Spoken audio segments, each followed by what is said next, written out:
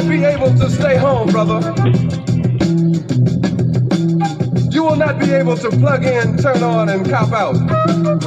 You will not be able to lose yourself on Skag and skip out for beer during commercials because the revolution will not be televised. The revolution will not be televised. The revolution will not be brought to you by Xerox in 4 parts without commercial interruptions.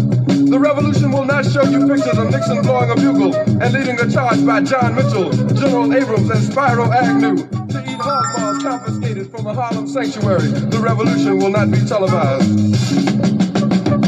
The revolution will not be brought to you by the Schaefer Award Theater and will not star Natalie Woods as Steve McQueen or Bullwinkle and Julia. The revolution will not give your mouth sex appeal. The revolution will not get rid of the nubs. The revolution will not make you look 5 pounds thinner because the revolution will not be televised, brother. There will be no pictures of you and Willie Mae pushing that shopping cart down the block on the dead run or trying to slide that color TV into a stolen ambulance. NBC will not be able to predict the winner at 8:32 on the court from 29 districts. The revolution will not be televised. There will be no pictures of pigs shooting down brothers on the instant replay. There will be no pictures of pigs shooting down brothers on the instant replay. There will be no pictures of Whitney Young being run out of Harlem on the rail with a brand new process. There will be no slow motion or still life of Roy Wilkins strolling through Watts in a red, black, and green liberation jumpsuit that he has been saving for just the proper occasion. Green Necklace, Beverly Hillbillies, and Hooterville Junction will no longer be so damn relevant, and women will not care if Dick finally got down with Jane on Search for Tomorrow because black people will be in the street looking for a brighter day. The revolution will not be televised. There will be no highlights on the 11 o'clock news and no pictures of Harry R. Women liberationists and Jackie Onassis blowing her nose. The theme song will not be written by Jim Webb or Francis Scott Key, nor sung by Glenn Campbell, Tom Jones, Johnny Cash, Engelbert Humperdinck, or The Rare Earth. The revolution will not be televised. The revolution will not be right back after a message about a white tornado, white lightning, or white people. You will not have to worry about a jump in your bedroom, the tiger in your tank, or the giant in your toilet bowl. The revolution will not go better with Coke. The revolution will not fight because it may cause bad breath. The revolution will put you in the driver's seat. The revolution will not be televised, will not be televised, will not be televised, will not be televised. The revolution will be no rerun, brothers. The revolution will be live.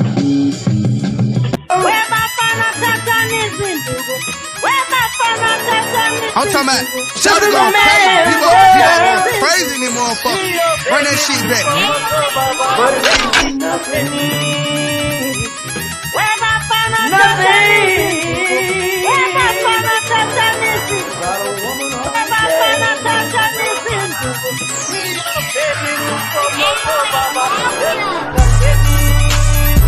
Man made the call.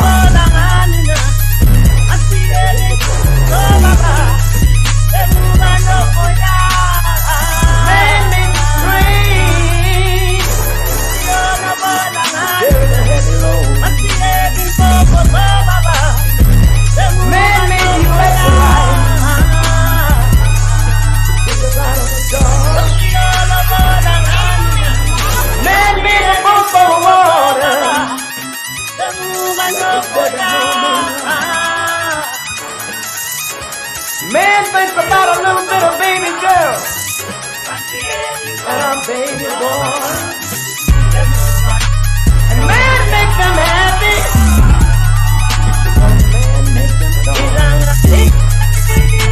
But after man make everything,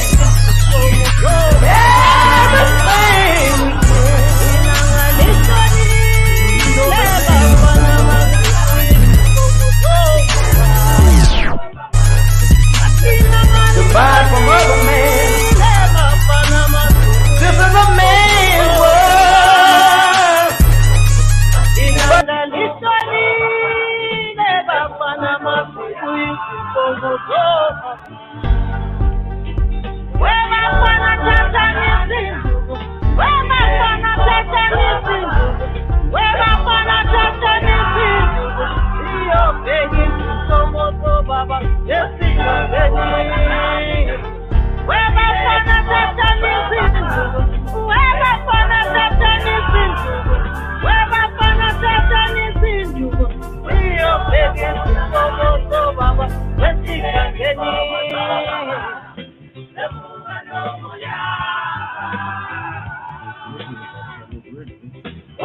Shabaka and The Che, host Tulsa,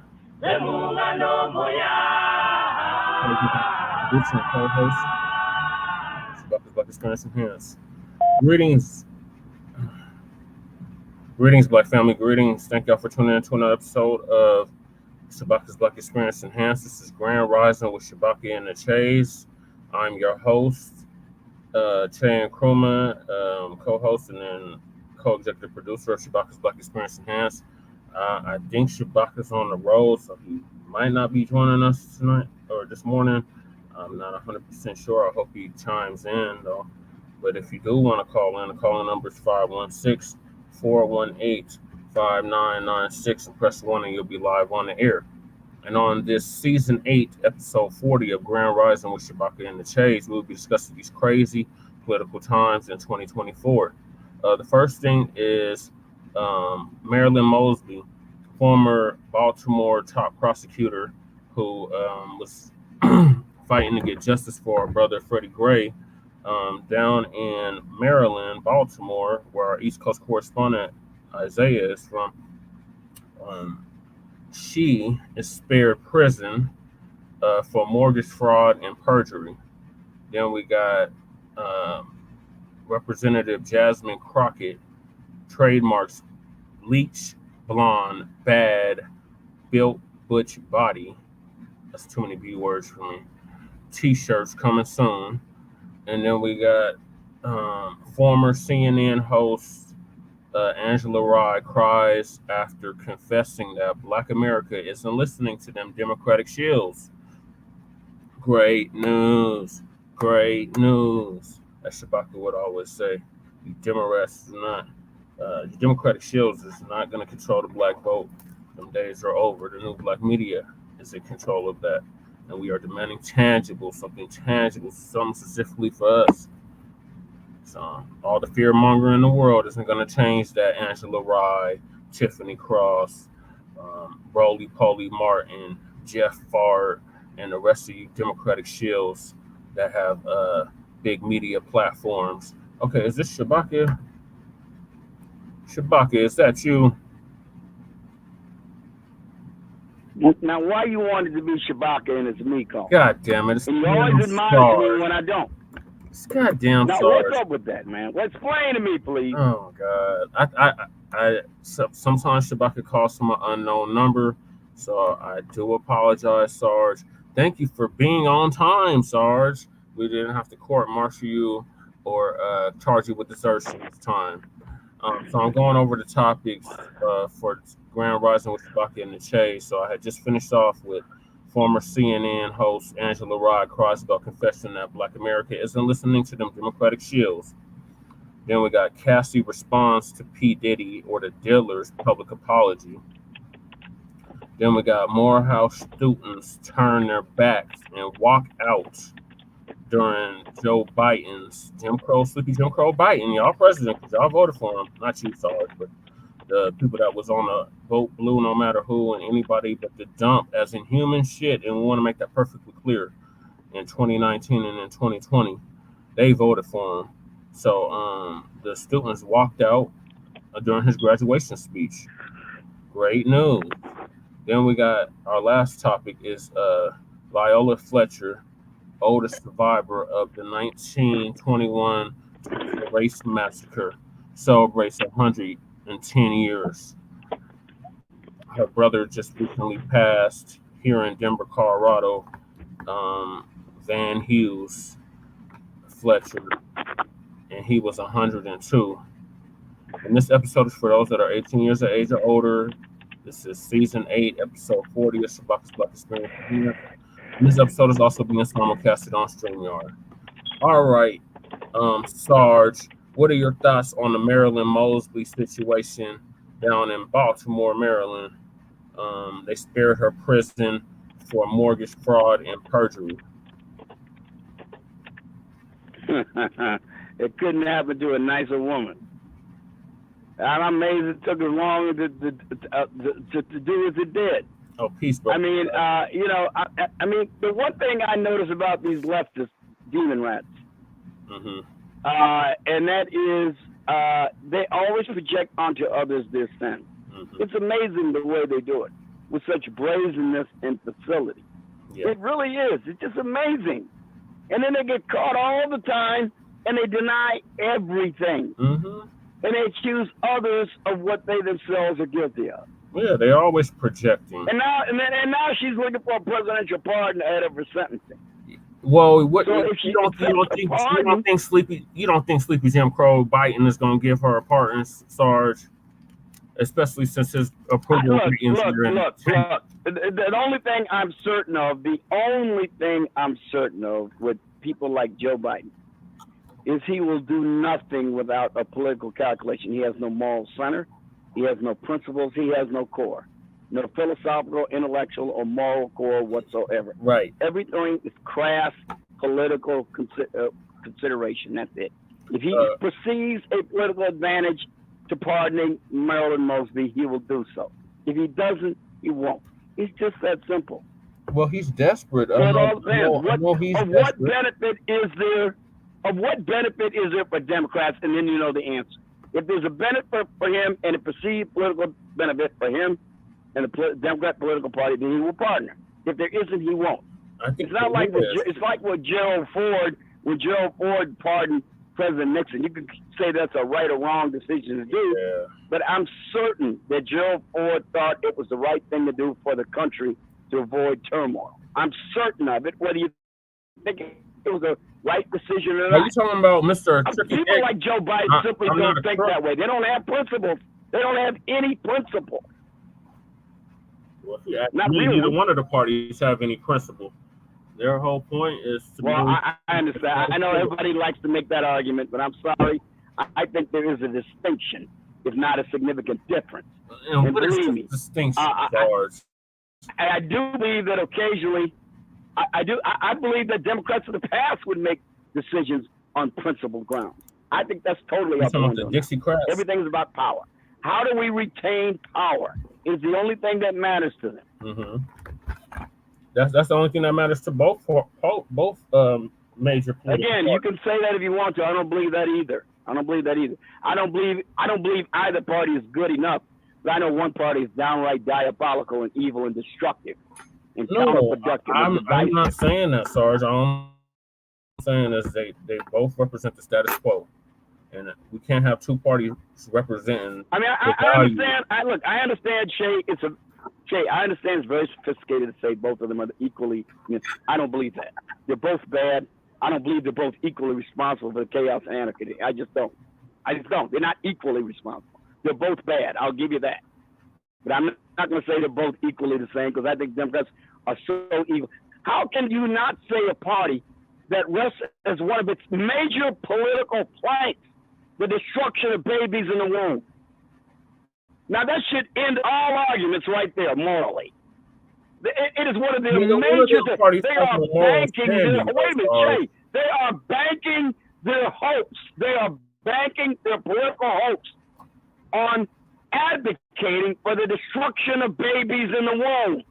I know. Now, I'm sorry. I know. Nobody's going to convince me that anybody is roughly equivalent when one party has, as its point, not saying it's regrettable and we wish it didn't have to happen, but we think women ought to have a right to choose. Okay, that's an argument that I'm not going to accept, but I can understand it. But to proudly advocate for it is something that is a positive good? Oh, no.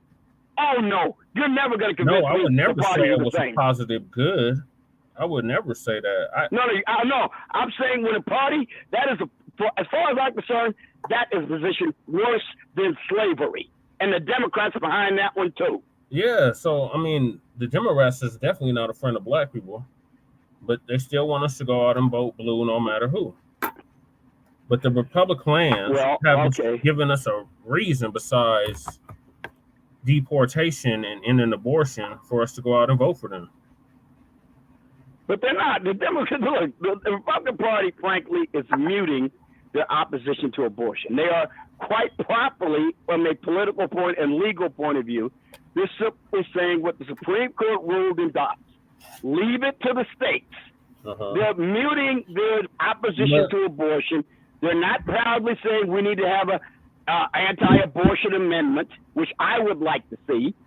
But, you know, they're not saying it. The Republican Party is not advocating for that position. Sarge, Louisiana just passed something in regards to abortion. No. I said the Republican Party isn't. I didn't say what people are doing in individual states. But you just said it was that's what did I just say? It's a state issue, Jay. It's not a national issue anymore. The Supreme Court has said so. The federal government has no role in deciding what states will do in abortions other than to maybe propose a federal constitutional amendment. That's it. And right now the Republican Party is not advocating for that. Okay. I said the Republican Party. I'm not talking about people in individual states. The National Republican Party, the Republican National Committee, they are not advocating for such a thing. Okay, so what are they advocating for since their start? Okay, what they're advocating for primarily, first and foremost, is security on the border. Secure the border to the extent that Trump restore the Trump-era border policies or something similar that will provide a similar level of border security, number one. Number two, tax cuts. Stop regulating American businesses. Stop regulating American business to death and unleash them so the economy and the inflation will be what it was when Donald Trump was president. They are advocating for a strong national defense. They are advocating to unleash the potential of American people by getting government off people's backs. Okay, so now it's clear what they want to do. People want to ignore it, so they ought to be given reparations or something. I don't know what to say about it. We want reparations. We're owed a debt. And well, that's not the Republican Party's platform. If you want that, you want to vote for Republicans. It's neither one of the party's platform. That's the whole point. So why should we go? Since you can't get reparations right now, how about a secure border? How about economic opportunity? How about letting you teach your children in school and homeschool your children? How about doing something about the overwhelming crime in the street? How about that? How about that? If that's so bad, that specifically benefits black people. That's the whole point that we're getting at. Wait a minute. So black people don't benefit from reduced crime in the neighborhoods and lower murder rate? We're not the ones that solely are going to benefit from that. It's not going to be specifically for us. So you want a national for party everybody that's going to advocate platforms that specifically benefit one ethnic group, and that's what you're looking for. One lineage, one ethnic group, yes. Otherwise, you're running for a national exit. Okay, we're going to exclude everything that's good for everybody in the country. No, because we're going to concentrate on giving one ethnic group all the goodies. Sarge, the Republicans is not going to get the black vote doing the same thing that the Democrats do. By just lift all, a rising tide, lift all boats type of legislation and policy. That's not going to work. Kamala Harris told us, I'm not going to do nothing specifically for black people. No. And then said whatever is going to benefit black people is going to benefit everybody. This is what gets maddening to me in this discussion. So what is the Republican strategy to get the black vote? As though allowing black people have economic opportunity, they have reduced crime, they have a secure border, and a strong national is not good for black people in and of itself, irrespective of any other consideration. It's not specific. That is what is maddening about the discussion. When you say that, you try to make it seem like all black people are criminals. All black people are committing crime that's a strong man argument. I didn't say that. Or I specifically didn't say that. Of crime. No, because you're saying that that's going to benefit black people. And I'm trying to see how is that going to benefit black people specifically. Okay. When black people who comprise, 12, 14% of the population, I'll give you the high end. I'll give you the high end number. When black people are over half of the homicide victims in the nation, how can you ignore it? How is that possible if we're only so-called 15% of the population? Sir, those numbers don't even make no sense. Those numbers don't even make no sense. You're right. They don't make sense. Why do they exist then? Because I believe that they do. They exist because that's being reported, Sarge. Not every crime is being reported. Okay. All right, Che, you made it. And you know the DBS. You know the DBS and the PCR reports are screwed. Okay,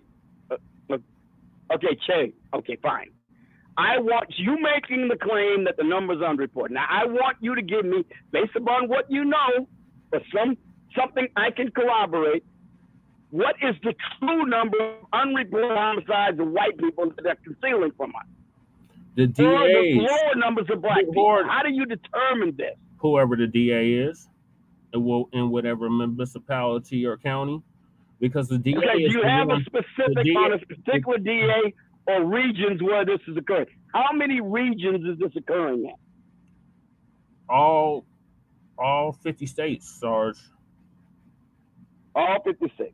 Okay. You see how vague this is? I can't rely upon this. I can't rely on the UCR When you report. look with Jay, when you got a homicide, you got a dead body. Most people do not ignore dead bodies in the United Sarge, States that's right a now. lie. There's not a war That's a going lie, on with Sarge. bodies everywhere. Sarge, that's a lie. The case that comes to mind when you bring that up is Jeffrey Dahmer. Jeffrey Dahmer had whole bodies chopped up in his refrigerator in his apartment. Okay. And the Milwaukee PD kept turning a blind eye to the shit for years. Sarge. Ed Buck in California, right in LA, now, he had dead bodies in his apartment. The LAPD kept turning a blind eye. So you can't sit up here and say that all these crimes are being reported when they're not. See, this is why I go back to what I just asked you moments ago. We know about Jeffrey Dahmer that was discovered. I said when bodies are discovered, we don't ignore them. They did ignore everybody. Look, when I'm speaking of murders right now, I'm speaking of the bodies that have been discovered. Over half of the bodies discovered and reported to the authorities in the United States that are victims of homicide are black victims of homicide killed by black offenders. No, Sarge. It's been proven. So, okay, tell me what the real number is then. Those numbers aren't correct. How is 15% of the population commit and I keep asking you, what do you base this on? Jeffrey Dahmer? That's one example. That's what you, okay, give me more. I just did. Ed Buck, that's two examples. Two? Okay. So how many bodies we got there? Chopped up in Milwaukee. We got 12 bodies so far. So the 12 bodies is going to affect the overall homicide rate of what, about 15,000 a year? At least.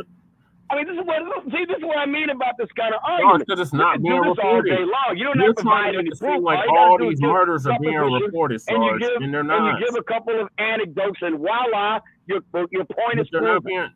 That's not the way you're trying to make it seem like the UCR, the FBI crime reports, which are actually like 2-3 years behind, are the gospel truth. In fact, I'm going to take that back. Jay. The UCRs today are particularly suspect. Now, did you hear what I just said? Yeah. I said the UCR reporting today is particularly suspect because we now know in regions like Chicago, and I know because I was personally involved in it when I was on the job, and it's worse now. Other than homicide, because homicide is a pretty reliable indicator. Other than homicide, other categories of crime, they have a term for it in Chicago. They call it killing crime. They changed the category and description of crime from, say, aggravated battery to simple strong arm robbery. When it should have been aggravated battery or aggravated burglary or robbery, and they'll cut it down to simply strong arm robbery in order to not make it look so bad. But they don't do that with homicide. Okay, they don't do that with homicide. With almost any other serious category of crime, yes, they can do that to make it look like crime isn't as bad in their city. Yes. So today, that's even more so. The UCR reports are even more suspect now than they were then. They can kill somebody in broad daylight, meaning the police, the race soldiers can kill somebody in broad daylight. They always and then they don't get charged with homicide, Sarge. They don't get charged with first-degree murder, Sarge. They get charged with manslaughter. No, sir. It still goes down as a homicide. You're not listening to the words I use. That's why I use the words I use. It still goes down as manslaughter. Homicide is the deliberate or inadvertent killing of a human being by another. That's what a homicide is. I know what homicide is, Sarge. I'm saying how. All right, that's why I use the word homicide. I didn't say that they changed the category of the killing. But you're saying that we commit half of the homicide. Manslaughter is homicide. Negligent manslaughter is homicide. Involuntary manslaughter is homicide. So it all They're goes all under the categories of category of homicide. homicide. Homicides are always reported when they find the body. And that's just on the Always. UCF, or that's on the Nimbus too. Well, I'm just saying, it is a reliable indicator of crime. Homicide How? If it's probably 2 is the 3 years most reliable, behind, though. because when you have a body, it's always reported. But it's 2 years behind. Okay, so let's look at the 2 years ago then. So I'm not how is going it to go by giving us, what we don't how have. is it giving us valid, up to date? Wait a minute. So you're saying 2 years ago is too far in the past to be reliable to what's going A on lot today? can change in 2 years, Sarge. Well, what changed? Well, one, we got invaded in 2 years, Sarge. Like completely invaded. By what? What do we get invaded by? By illegal immigrants. Okay, and who's responsible for that? Who Jim reversed Crow Trump's Biden. policies that had the border secure? The demon rat in the White House. I just said Jim Crow Biden. That's why I keep saying these parties are not equivalent. Okay, so what is the Republican stance on abortion? And what are they doing to stop Okay, abortion? again, I just explained it. The national platform right now, I'm not talking about individual Republicans. Look, we're like cats. What is the national I'm not a Republican. I'm not saying Party we. Republicans are in like cats. regards You can't to- herd cats. We're not in lockstep like Democrats are. What is the Republicans National have all kinds of Republican different Party? opinions on abortion. Not the MAGA. The Republican National National Party platform is that the Dobbs decision by the United States Supreme Court has thrown the issue of abortion to the states. The So they're just going to leave it on the shall states. So they're resolve just it. like, okay, the states. Are we just Yes, leave it up? that's because the Supreme Court has said so. So they're going to do what the Dixiecrats did with slavery in regards to abortion. And see, you changed the subject. You just asked me what it is, and I just told you. I'm just trying to get clarification on what it is that you're describing, because you keep saying that they're different, but you're drawing a distinction. And then, Well, there's certainly difference on abortion. okay. So the The National Democrats Republican Party is The against Democrats abortion, want to, look, and they're Democrats leaving want it to up to turn the abortion states. Got it. into a sacrament. The Democrats want to make abortion a sacrament. Holy writ. Yeah, I know. My state just did that dumb shit. Okay, well, I'm just saying there's a difference. Okay. But at the end of the day, there is no difference, because if you've seen the movie Trick Baby, you already know where I'm going with this. It's literally two sides of the same goddamn coin.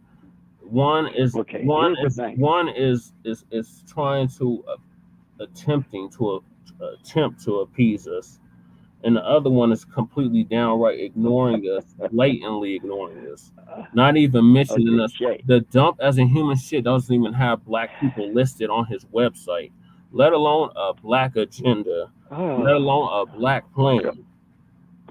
The Democrats, they have us under people of color, and They got all kind of overseers for us over there. Yeah, I know they do.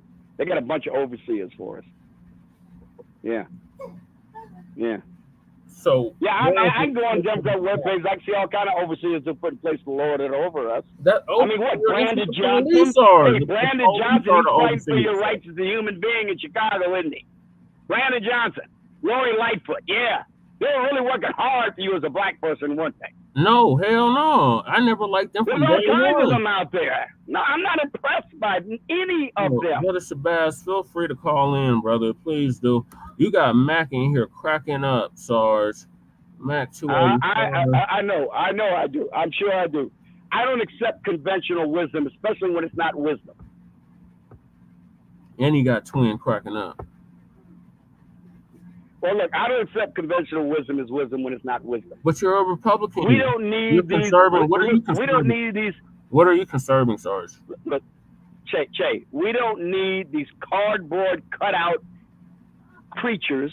Oh yeah, without ideological the slogans top preacher. and nonsense. And what we need is competence in leadership, which is sorely lacking throughout the big cities in the United States of America. Yeah, you get no argument from me on that. All right, so forget the black faces. I don't care anymore. The black faces in high I'm places. seeing what's happening in Chicago, and Baltimore, and Philadelphia, and Dallas, and elsewhere. I'm seeing what's happening, and I'm not impressed. I'm not either. So getting back I'm to looking at what's happening in original Dalton, Illinois. I'm not impressed. Yeah, I'm not either, Sarge. We agree on that as well. Okay, so let's stop telling me you got a black face up there. Let's go home and be happy and sing Juneteenth. And we shall overcome. Give me some competent people who can administer and govern. I don't care what color they are anymore. Okay, Sarge. All right, so in regards to our first topic, Sarge, is she going to get pardoned or not? Marilyn Mosbly. Again, if there is a political calculation in it for the Democrat Party, she will be pardoned. If there's not, she won't. Okay. So you got to ask yourself, what could that be? And with Democrats, the tide is always shifting. You never know where they stand. They are only concerned in power for power's sake. Yeah. Yeah. Yeah. And they control the House and the Senate. And nothing got done for for all practical purposes, yeah, we got Mike Johnson, Speaker. The guy goes along with half of everything Democrats want. So they actually effectively control the whole damn federal government right now. And nothing gets specifically passed for with the exception of the Supreme Court. So that just lets you know, Black family, that vote in blue, no matter who, is not getting it. And I don't mean to run over to the Republicans, because they ain't offering us nothing either. They just saying, "Oh, we're the alternative."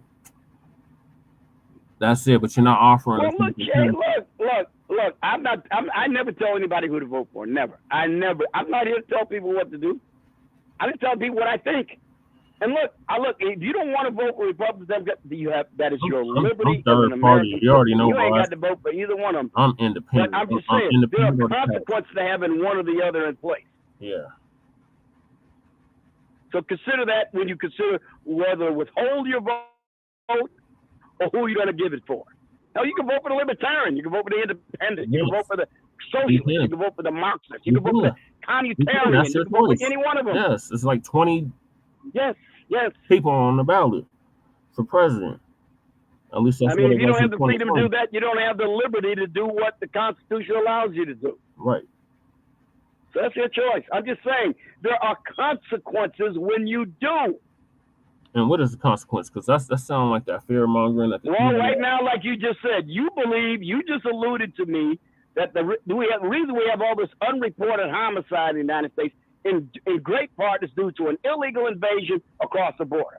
Well, who do you think facilitated that? The Democrats. Mm-hmm. I already know. Your own argument is undermined by the very fact that you say both parties are the same, and they're not. They are. They're meant. They're meant. Well, look at what was happening when Donald Trump was president. We have numbers. They matter. We didn't have mayors in New York and Chicago kicking veterans out of public housing to make room for illegal aliens when Donald Trump was president. You talking about from 2016? Because there weren't the numbers there. 2019. The numbers weren't there. 2020. Yeah, those are pre-COVID. Yeah, but the numbers weren't there, Jay. We didn't have these huge numbers of illegal aliens that Greg Abbott and Ron DeSantis are shipping to the sanctuary states who proudly proclaimed that they wanted them. Mm-hmm. We didn't have those numbers when Donald Trump was president, so he didn't have to kick veterans out of public housing to make room for illegal aliens. Yeah. Because Donald Trump had policies in place that had the cooperation of the nation of Mexico. Remain in Mexico, Mexican troops on the border. Donald Trump engineered all of that. Yeah.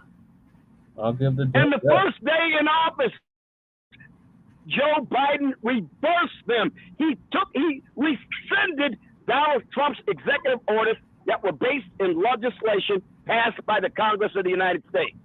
He overturned everything that the dump did or put in place. It's just a fact. It's not an opinion.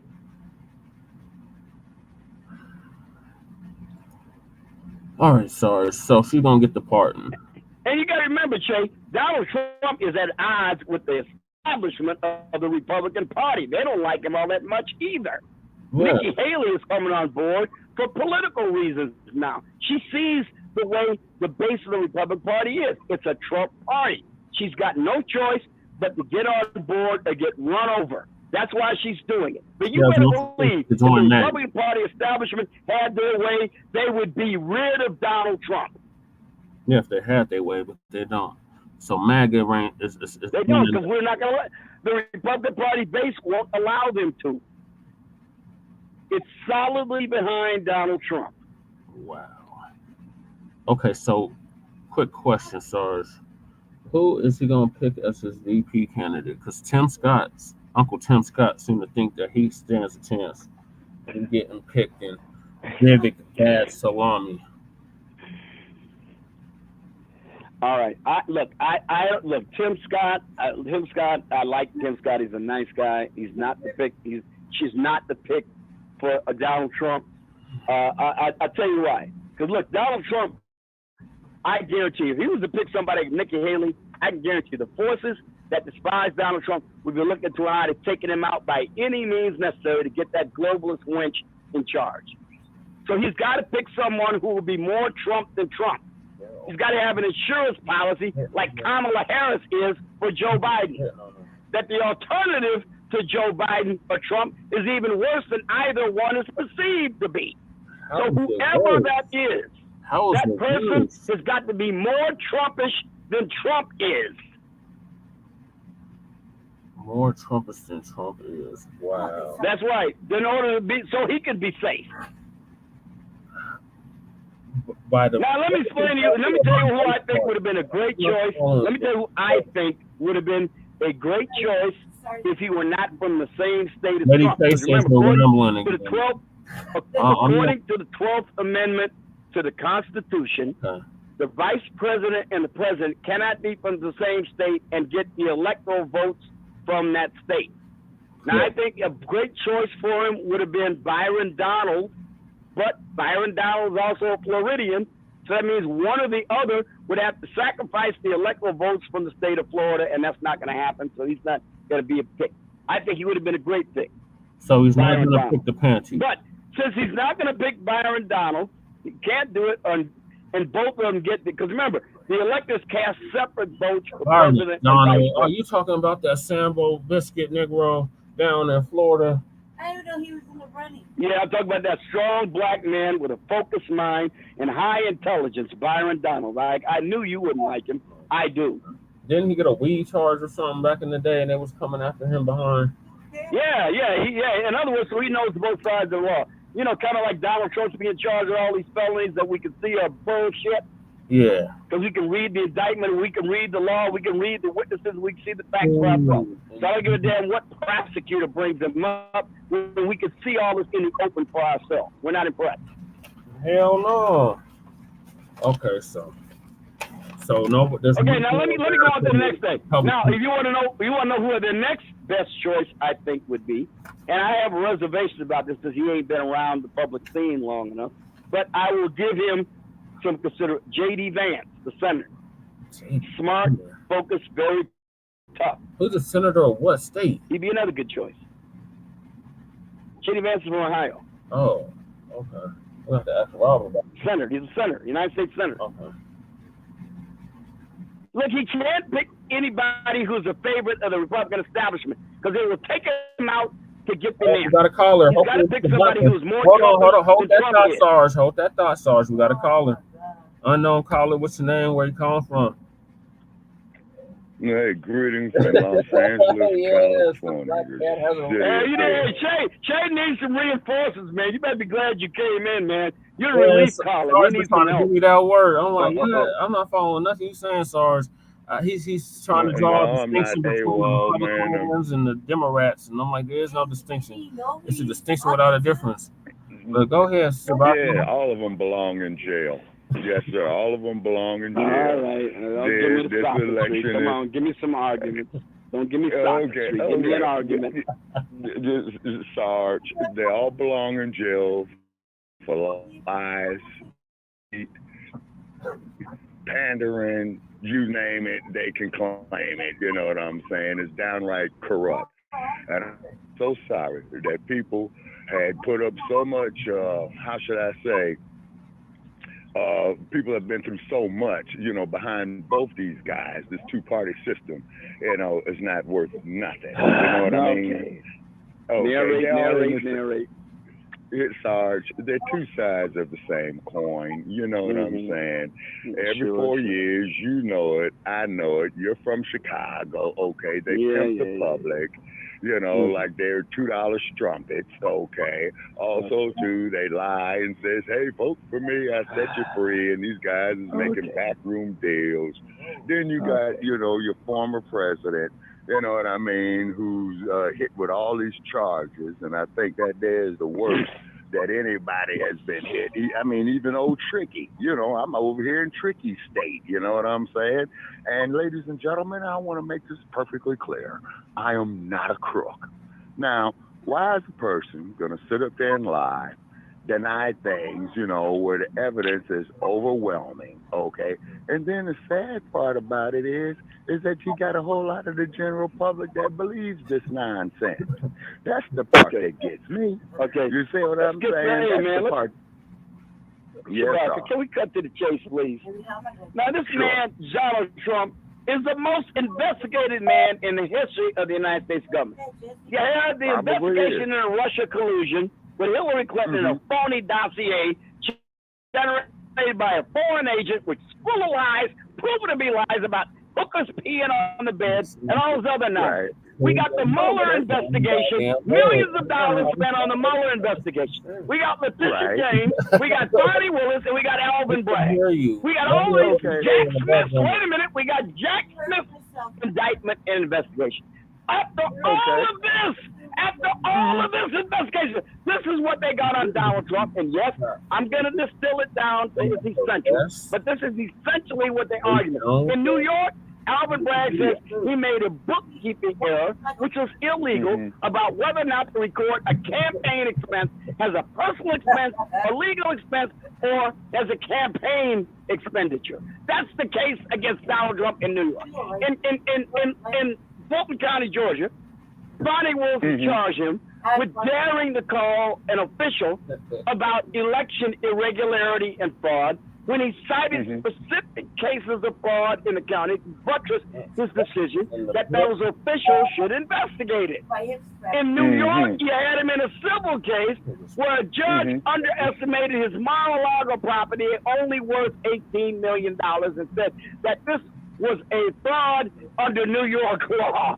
Then we got Jack Smith saying he shouldn't have kept documents that he was entitled to have or let some people see them that shouldn't be allowed to see them, despite the Department of the Navy versus Eagle ruling by the United States Supreme Court in 1980. After all this investigation, this is all they got on him? And you're telling me there's something wrong with it? Are you serious? He's got to be the cleanest candidate we've ever had for American political office. Nobody else could have withstood this kind of scrutiny with these bullshit charges against him. Nobody. Okay, so you're saying is that Donald Trump is innocent. That Well, Donald it's not Trump what I is said. You heard what I just said. Okay, so I'm just still look. I can look. If you want me to go into chapter and verse in great detail in each one of these indictments, I can do so. I have read them multiple times, so I know them. I'm trying to distill them to their essence. These are the charges against Donald Trump. Okay, Sarge. Then all of them need to be right straight. See, now you're changing the jail. subject again. See what you just did? Yeah. You were talking about Donald Trump. I responded about Donald Trump. Okay, Sarge. All these individuals that you named, including Biden, including whoever's in office, you know what I'm saying? All of them belong on a cell block. All of them need to be taken right down here to the Twin Towers, man, which is about 12 miles from me right now because I'm here in Los Angeles. And they all belong in jail, Sarge. Burn it all down. Burn it all down. Anarchy reign. Burn it all down. Okay, but Sarge, but didn't you say, okay, this hypocritical document that you could use for a doormat called the U.S. Constitution that states that when a government goes corrupt, not only do the people have a right to change it, they have a duty to change it. But so far, Sarge, ain't nobody exercising this duty because yes, they have. Yes, they have, Shabaka. You're wrong. The Constitution of the United States has been amended. The Constitution of the United States has been amended 27 times since it was ratified in 1787. Those are changes to the Constitution. So it has been changed. Okay, but suppose if it doesn't work. Just suppose, Sarge, if it doesn't work. Well, it doesn't work for what purpose? I'm talking about for the rights of the people, Sarge. You got people out here living in the friggin' streets, man. You know what I'm saying? You got the U.S. Supreme Court, man, that's saying, well, we're going to make it illegal for people to be homeless. Okay, where are they going to go, Sarge? I'm going to tell you where they're going to go. What they're going to do, Sarge, is that they're going to gather all these people up at one time, sooner or later, okay? And then they're going to put everybody, man, you know, on buses, just like how they take them up to the state. And they're going to take them out here in the middle of this desert out here in Southern California. They're going to deport them out there, Sarge. Then they're going to turn off the water, man, and they're going to execute all of them. That's my theory. You really believe that, Shabaka? You really believe that? Read a hard one. Yeah, I believe it. In this Sarge, in this wacky-ass state where I'm at right now, California, and I did play their lottery, by the way, you know what I'm saying? And, Sarge, what it is, man, is that you're going to be on the verge of anarchy, man, in a minute if you're not already there. This dude, man, comes up here, gives press conferences in the morning, right, about how he's innocent, how they, you know, they're doing the wrong thing, and things of that nature right there, okay, and that Trump, that's it. And you see what I'm saying? It's downright insanity. Okay. You see what I'm saying? I mean, Sarge. Well, you know what, Shabaka, I'm going to concede something to you, Shabaka.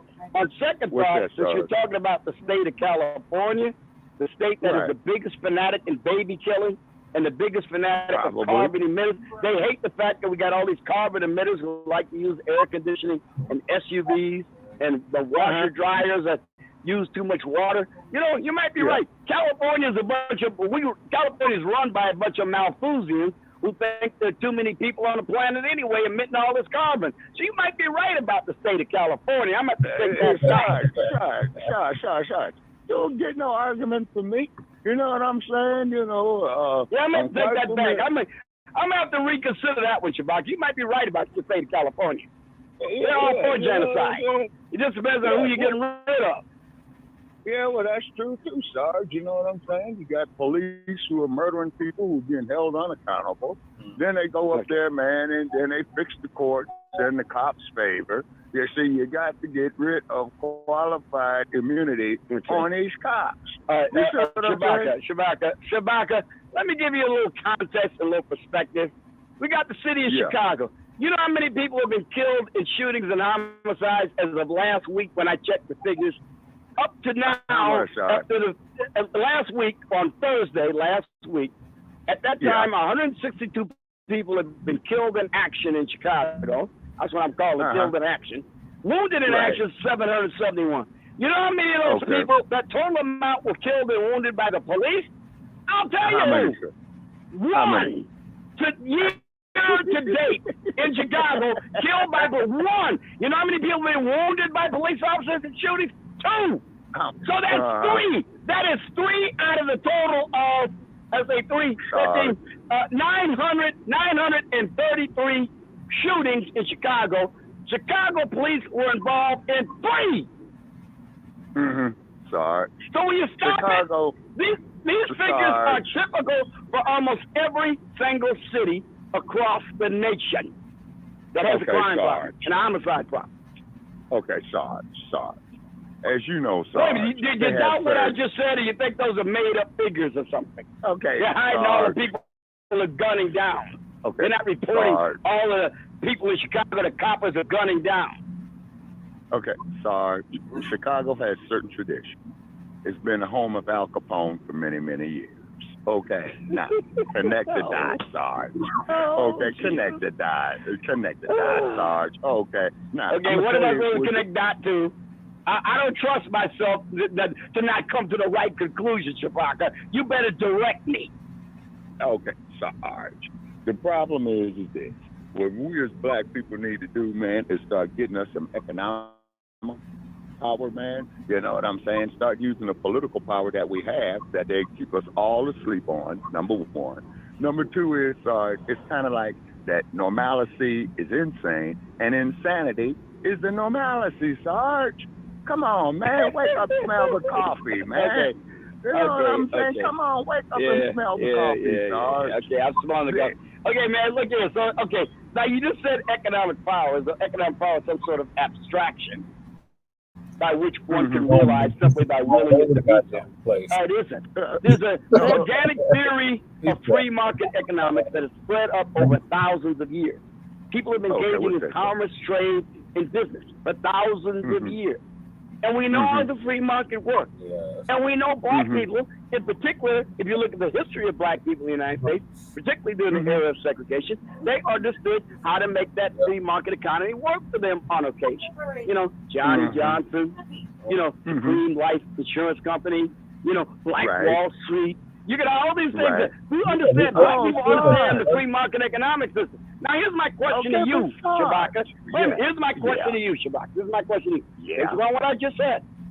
Is it more or less likely that that free market engine will be unleashed when the entrepreneurs are free to pursue their lawful activities free of undue government regulation and control?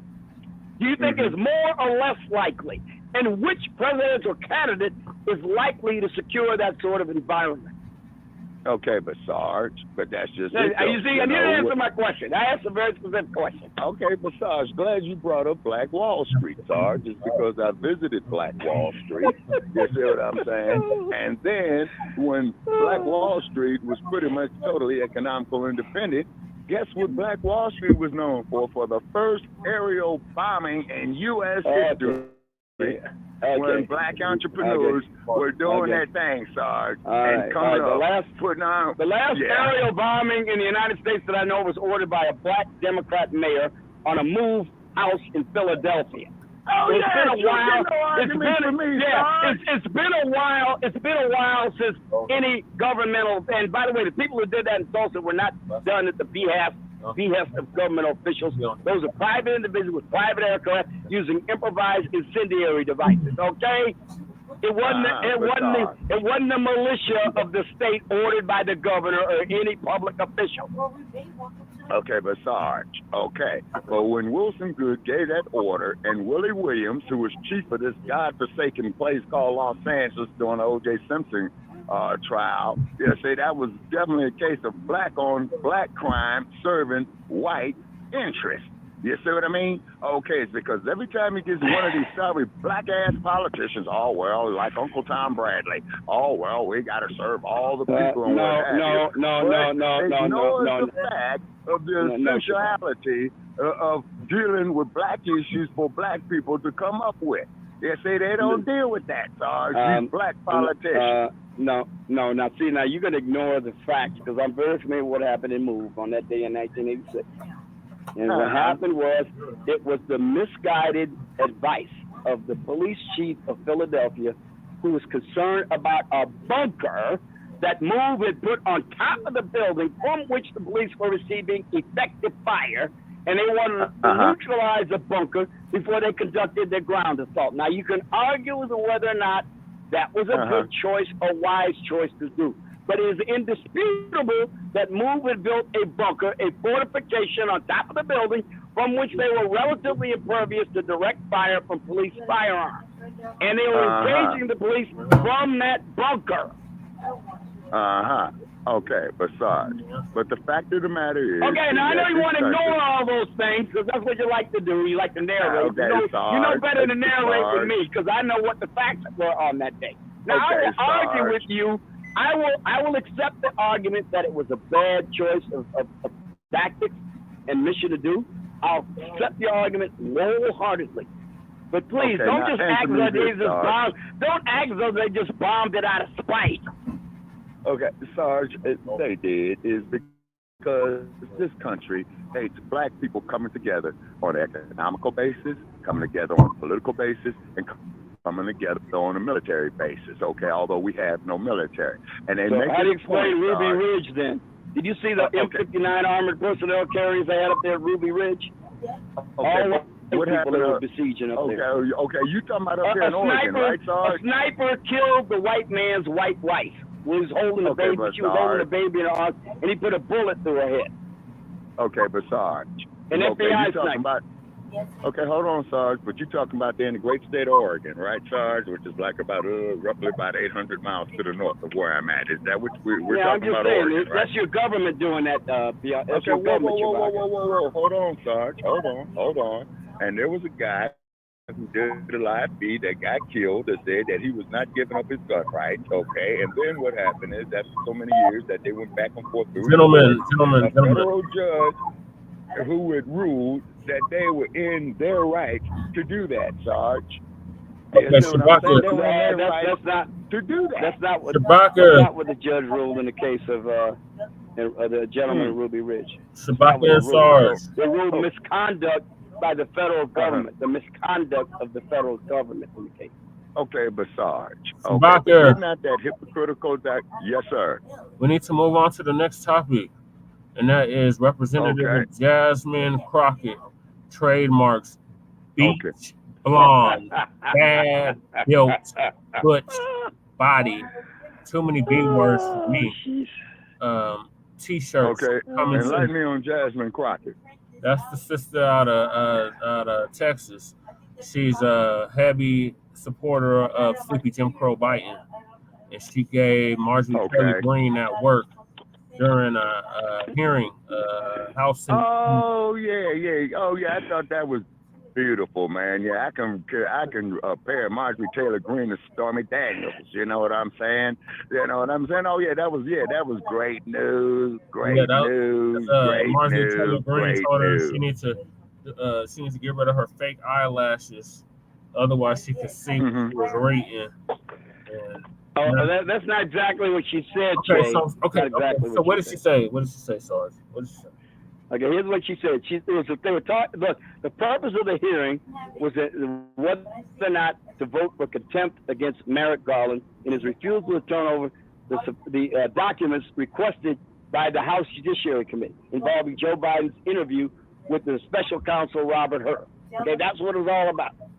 So Jasmine Crockett misstated what was written on the document in a thing. And Marjorie Taylor Greene cracked on her. She said, perhaps the reason you're not reading it, and I'm paraphrasing, but perhaps the reason you're not reading it is your false eyelashes are getting in the way.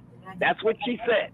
She talked about her eyelashes getting in the way of her being able to read it. They're fake eyelashes. Okay, but Sarge, that was a direct insult to the woman. You know it, I know it. Okay, but here's what the distinction is. Here's what the distinction is. It wasn't on the basis of immutable characteristics. 904. I mean, Jasmine Crockett has plastic eyelashes to her eyeballs. Ariel Cole. I'm sorry, that isn't an immutable characteristic. Shabaka, we got a caller. It's 904-49-061. What's your name? Where you calling from? Or press 1 if you want to be live on the air.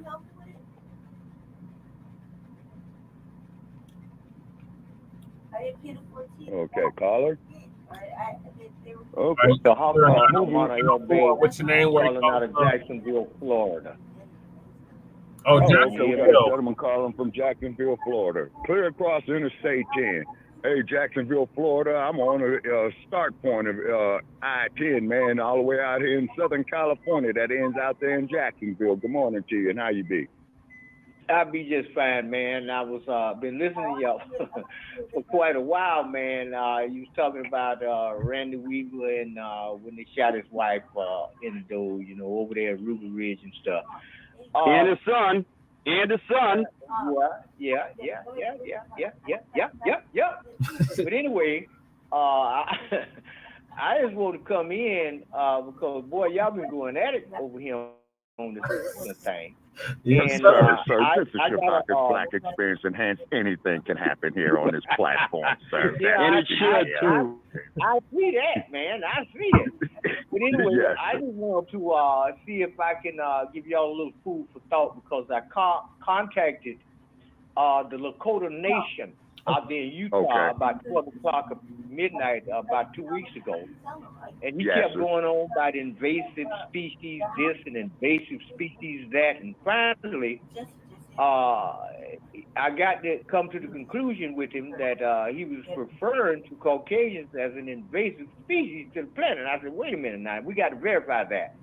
And this Caucasian gentleman called in because he said, I've been asking them over and over and over, from where on this earth are you indigenous? And he said, I want to answer the brother because he said they won't answer him, they walk away from him, they just won't answer him. So I want to answer. So the chief said, go ahead. All over the place. He said, we are not from this planet. Now, when he told me that, the chief said, does not answer your question. I said, yes, he did. I said, well, that explains everything then. And so now I have to shift formation and reconstruct the foundation and look at things from a whole different perspective. And I just want to bring that point in there because we're dealing with something here. And it all can be explained: the prison system, World War I, II, III, Vietnam, the whole nine. It's crazy how, because as far as I'm concerned, all my life, I've never known anybody in my family or ancestors that ever went crazy. But we have crazy houses all over the country. So, sir. We got men who say that they're women. Oh, yeah, sir. Glad you brought that up. Because, see, this place where I'm at right now called Los Angeles, California, this place is its own planet. These individuals out here is so confused, man. Okay, they're telling you that up is down, telling you that yes is no. You know what I'm Lady saying? Che said Sarge is female, y'all. And men and women. Okay, and then, and all thing I can say about that is this, man.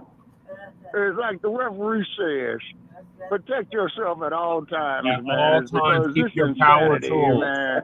Keep your power tools. You know, anything can happen. Anything can happen. You never know when you have some trash that needs to be thrown away. You never blown away.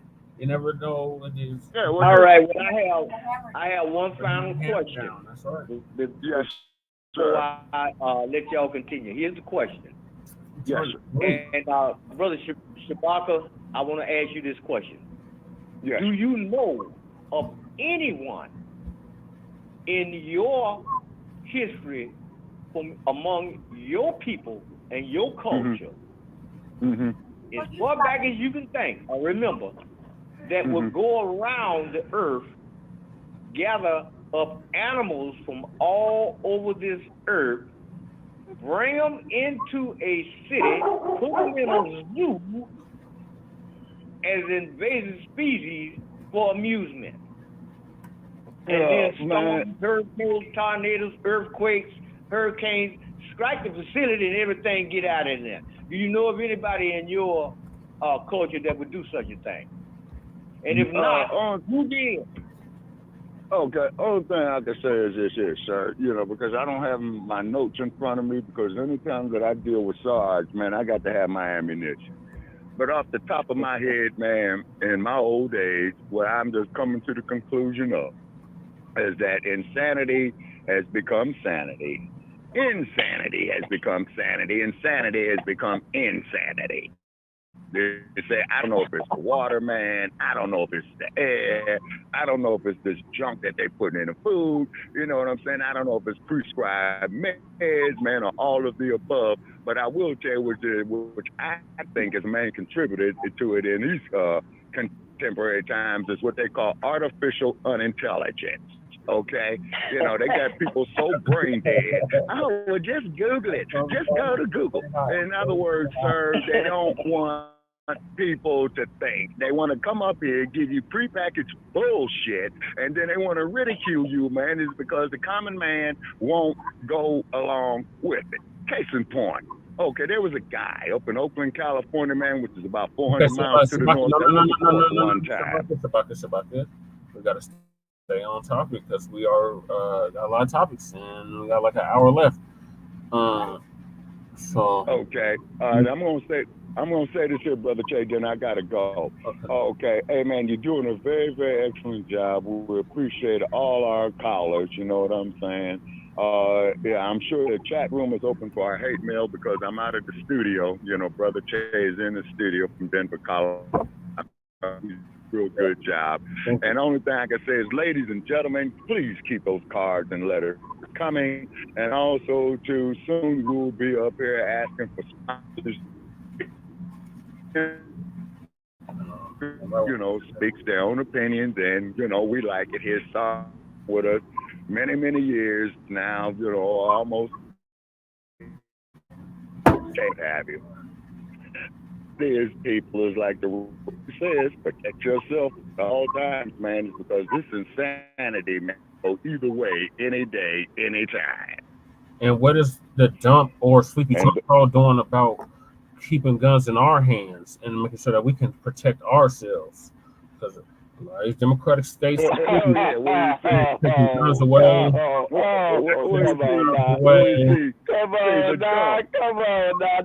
on, Shay. Come on. Now you can't be serious now. Seriously, you can't be. You can't be. The man just spoke at the NRA. There were black people there at the NRA. He's up here, he's reasserting your rights under the Second Amendment to keep and bear arms. He spoke there favorably of your right to keep and bear arms. Democrats don't want to arm you. Okay, everybody, Sarge. In this state, there was a certain crew that exercised their Second Amendment rights, and they were declared public enemy number one by the one and only Mr. John Edgar Hoover. Now, I know J. Edgar Hoover is a hero of yours, just like Donald Trump is a hero. No. Like Ronald Reagan was, you know what I'm saying? Ronald Reagan was, yes. Ronald Reagan was, yes. Okay, who had special effects by Grecian Formula and Crazy Glue. Oh, but he wore well, didn't he? Okay, Sarge. Okay, the whole world is insane. To quote the words of Al Pacino in the movie and Injustice for All, you're out of order. The whole trial is out of order. This dude I'm defending is crook. Deserves to go right straight to friggin' jail. Shabaka. Yeah. The issue with the Black Panthers was never whether or not they had the right to keep and bear arms. The issue for the Black Panthers was how they employed those arms against law enforcement authorities. Now you can argue about they had a right to, and I'll accept that argument. But what you can't say was about their right to keep and bear arms. Nobody was disputing that. It was about when and where you could use them and against whom. Okay, but Sarge. They were just they were monitoring the police. Yeah, go ahead, Shabaka. Exactly, Sarge. Yeah, you know that, Sarge, and also too, Sarge. Wait a minute, I know what. Okay, you know that they were exercising their rights, Sarge. They were doing survival programs, you know what I'm saying, for the Orange Cloud.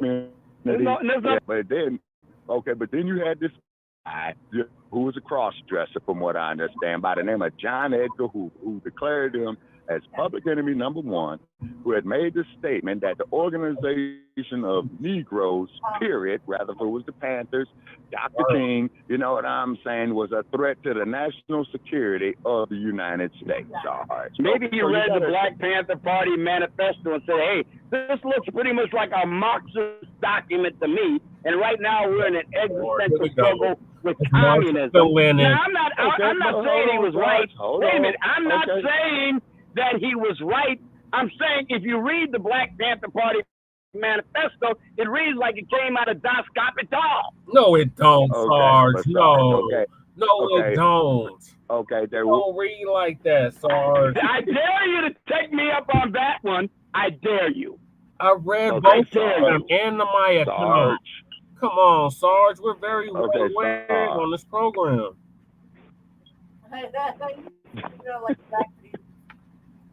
Okay. All right. So anyway, I'm going to bid everybody good morning, Sarge. We'll be back there on Tuesday, okay, when I get back to Sin City. Okay, Sergeant, we can continue this argument right here because I don't have my notepads in front of me and stuff like that. So my mind is not what it used to be when I was younger, you know what I'm saying? And this is why I appreciate Brother Che doing an excellent job of what he's doing, Sarge, you know what I'm saying? And Sarge, keep up the great work, you know what I mean? And what have you. Before you go, Shabaka, so this is on what the sister responded to Marjorie Taylor Greene with. And that's great news. Oh, yeah, Marjorie Taylor Greene. Yeah, Marjorie Taylor Greene belongs in jail. You know what I'm saying? All the Republicans there and half the Democrats, they all deserve to go right straight to friggin' jail. You know what I'm saying? Is because the only thing they doing is pimping the public. You know it, I know it, they know it, and they continue to do so. And then when we look at mainstream news, they keep propagating this bullshit. You see what I'm saying? And everybody says, oh man, which way is up? You see, this is why the Almighty gave you something called a mind. He gave you something called intelligence.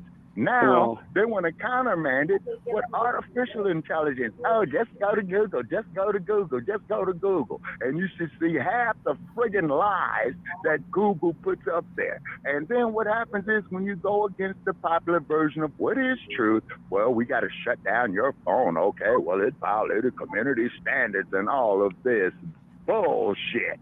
And the sad part about it is that you and I, the taxpayer, pay for this crap. You go over here to Silicon Game Valley. You go buy a fake book, looks like a military installation. You go buy damn YouTube up there in San Bruno. You can't see it. Then Stinky Bird, at least he's out there on the corner of 10th and Market Street, and he's got prepackaged garbage going on up there. And then, dude, let me say here in my closing, the musky dude, Stinky Bird, is not an African. He is a damn boar, is what he is. No, he's African American. It is absolutely accurate to say he is a former citizen of the nation of South Africa. He is a South African. It is indisputable. He had a South African passport. He had a South African passport when he was a South African citizen. Sarge,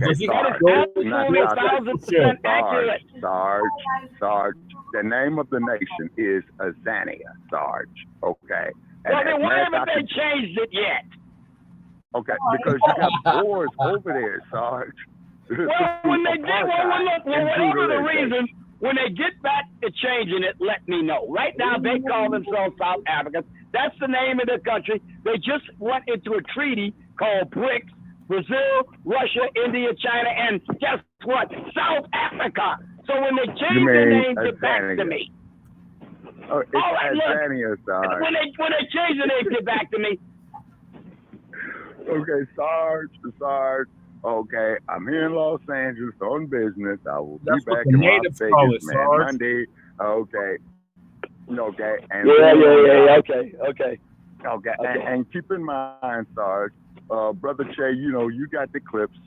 So it's the Sarge, what Sister Marilyn McKeever has said, is that the white man says that we existed, that we did not exist until the white man said that we existed, which is ridiculous. You see what I'm saying? So wait a minute. So I'll tell you what, so then can we accurately say then that if they change their name to Azania, we could say accurately that Elon Musk is a naturalized citizen of the United States who was once a member of the nation formerly known as South Africa, now known as Azania. Sarge.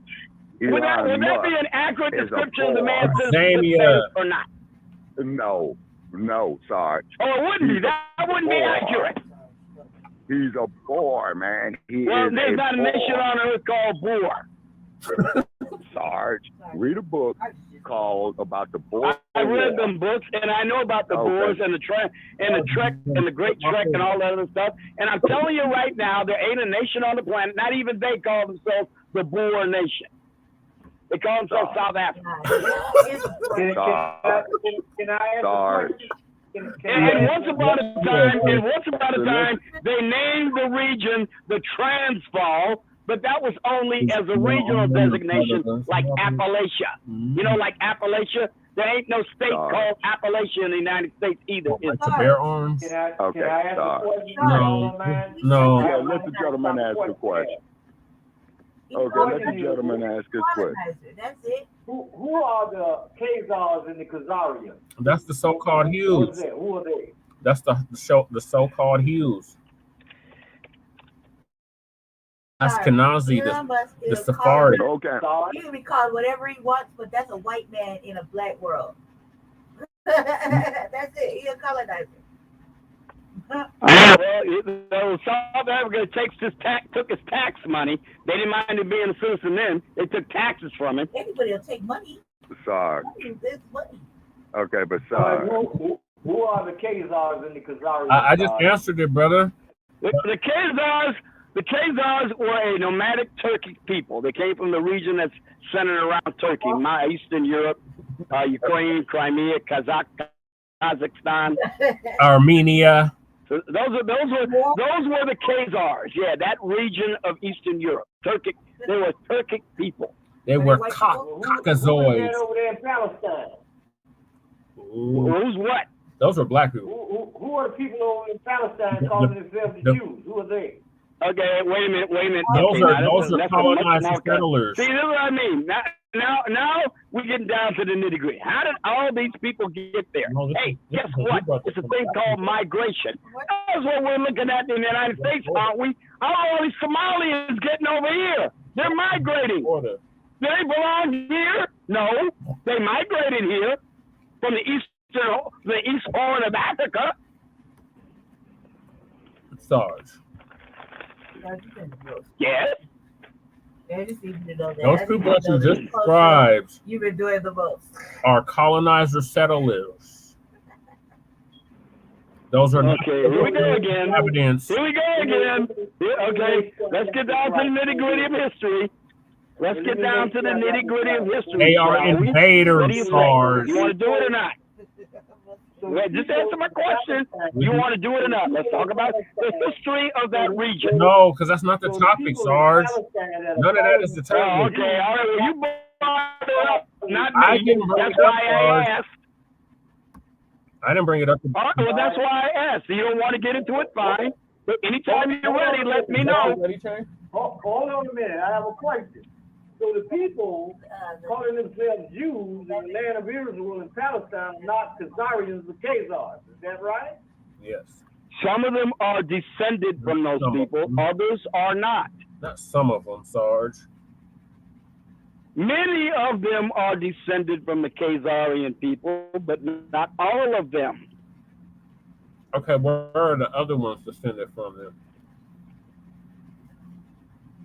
What? What are the other short hats descended from? Oh man, Israel is about as polyglot a nation as you can get. You've got Arabs. Arabs make up 50% of the population. I'm talking about Palestinian Arabs and other Arabs from the region. So right there, you've got a cosmopolitan mix of citizens of Israel. Are they colonized? So I mean, you got every single ethnic group you can think of in that region is represented in the population of Israel. Every single one and more. Well, every population, every demographic of people in the world is represented in the United States. God's chosen people. Is that correct? Say again? The people in Palestine that are referred to as Jews, these are God's chosen people. Is that correct? Look, that's a religious question, which I am not do not have sufficient expertise to answer. That's why I shy away from it. I look at the history and the facts. I don't know nothing about that. So you have to answer that, but I cannot answer that question for you. Okay. No, I can't. Did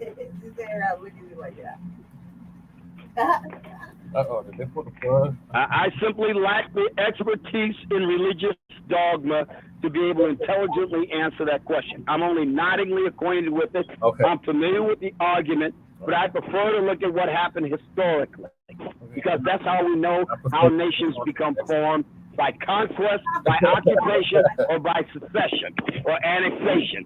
That is how nations historically have always been formed. Always. Always. No exception.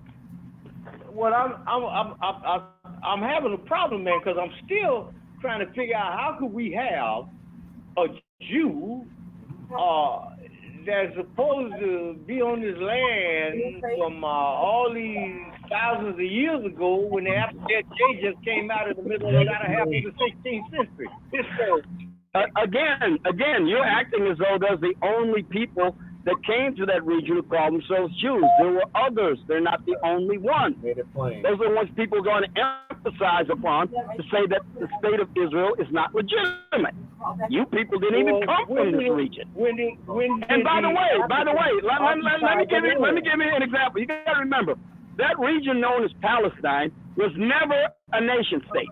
It was always a province of some other great empire as far back as we can determine. The Persian Empire, you ruled it as a suzerainty. Then you had the Roman Empire that took it over.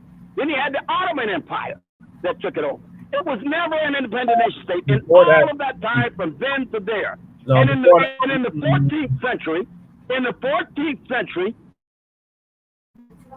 invited Khazars and others who could come to the region and help build it. So that's where the beginning of it really started, back in the 14th century. That's how they got there. You understand that in Islam, there's a concept called the jizya. The jizya is a tax that the Islamic would pose on Gentiles of any particular persuasion. If you were a Gentile and you weren't an Islamist, you had to pay a tax. And they wanted these Khazars and others, not just them, but anybody who would come to the region, help develop the undeveloped areas and pay the tax. So they would invite people in from around the region to come in and settle. That's how many of them got there. Well, who was the original people that occupied that land from the very beginning?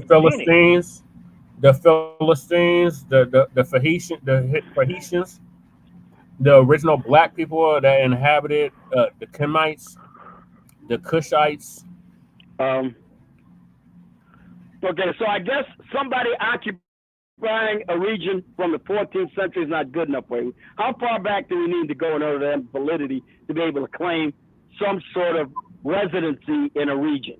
I mean, the 13th century is not good enough. How about the 10th century? Would that be good? How about the time of the Crusade, the First Crusade? Is that good enough? That's invasion. I mean, how much time does one all have those to be times there? you're describing are invasion times. Sarge, you were messing around and buzz a blood vessel. Hold on a minute. Now, let's go back prior to 2,000 years ago. Who occupied that particular space of ground? Black people. Okay, here we go again. Oh, goodness.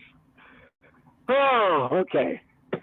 So wait, we're going to go with recorded history. You want to go back further?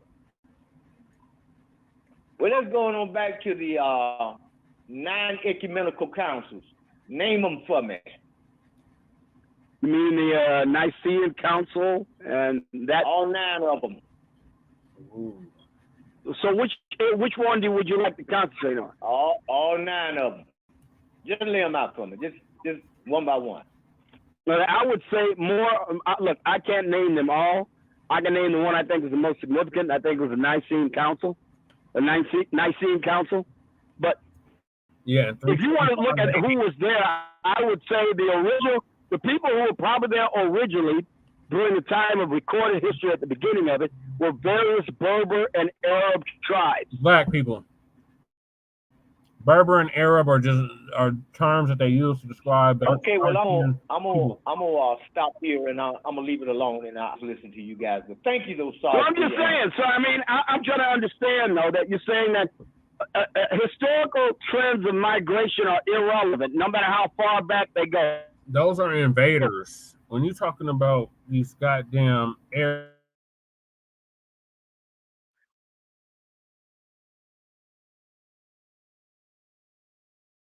You got to kick in. So we got to kick out everybody who wasn't there originally? Yes, if you really want to make right. What about the what happened with the donation to Constantine? He don't know nothing about that, brother.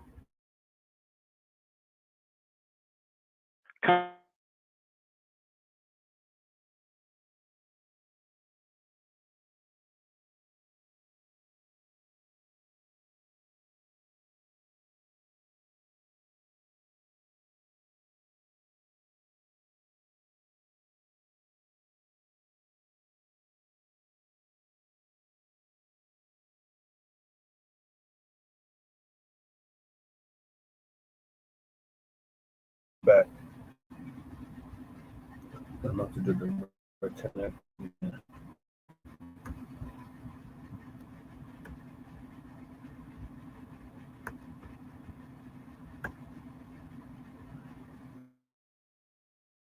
That's good. I got through the whole show down there without it disconnecting until now.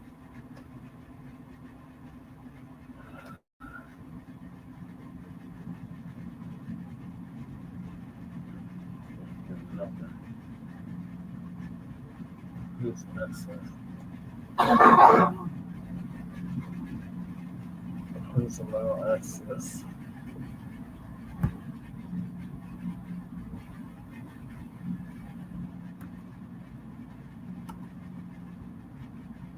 Streamyard still going. That's weird.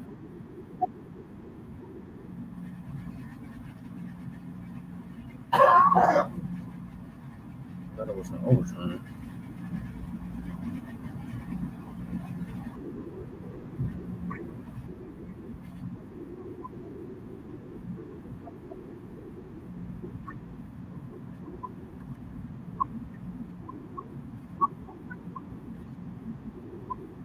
Okay, I'm back, y'all. I got disconnected. But I gotta move us along, y'all, because I got disconnected and we still got topics to get to. So the next topic is okay, yeah.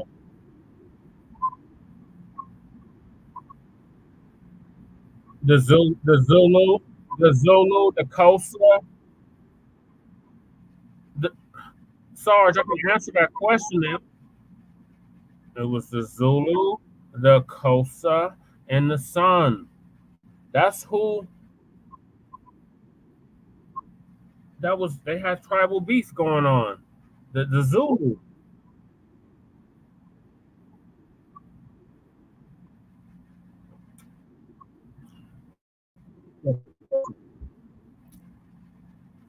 Okay, so they didn't go on in Europe. I mean, I don't understand. I'm not.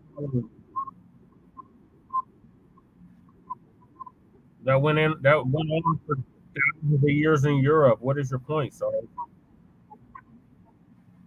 Ooh. Are you a descendant?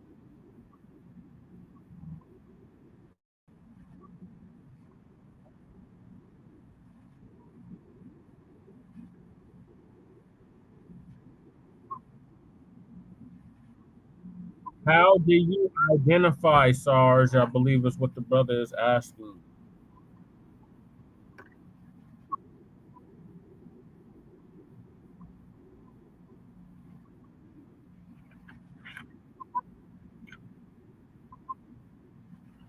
Ooh.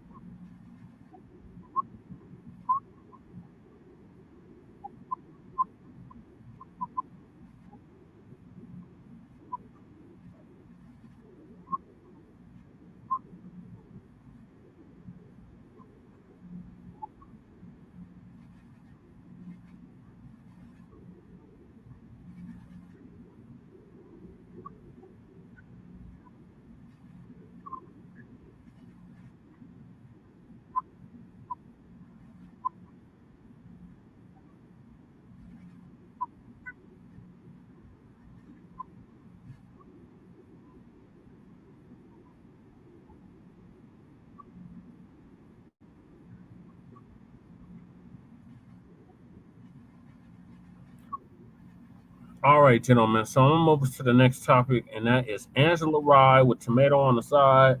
She is crying after confessing that Black America is not listening to them Democratic shills. I know you got something to say about this, Sarge.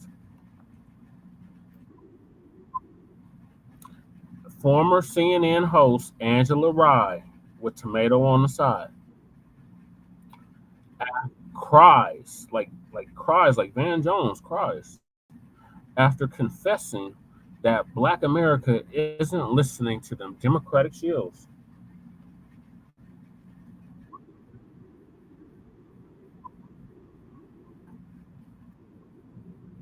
Isn't listening to them Democratic shills.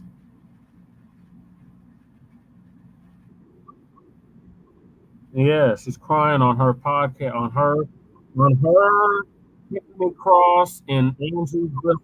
Yeah,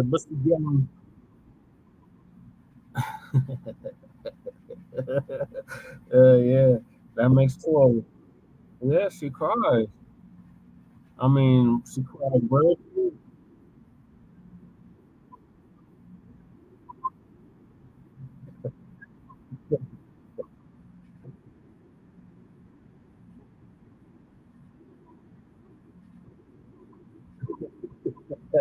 no.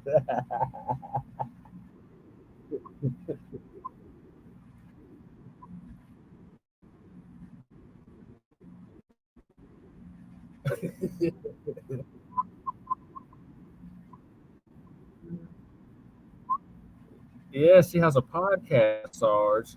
Her, Tiffany Cross, and Andrew Gillum.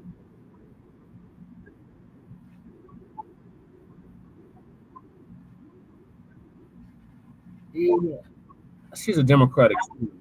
You're not a Democratic. You're not a Democrat.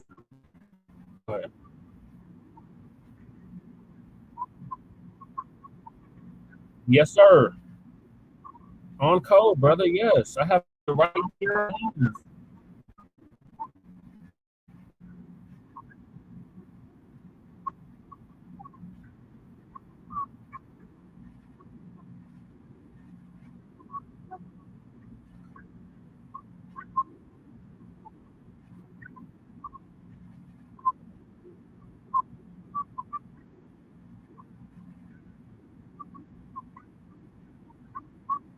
Because we have too many sycophants and integrationalists, and they don't want to separate from master.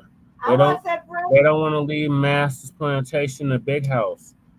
They don't think there's nowhere better than here. Like Malcolm X said, rest in power to him. They don't want to separate, brother. They want to continue suffering peacefully. Lady Che wants to chime in. You're in for it now, Sarge. Sarge, you're in for it now.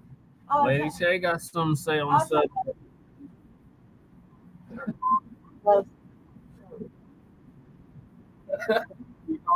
You're gonna have to, Sarge.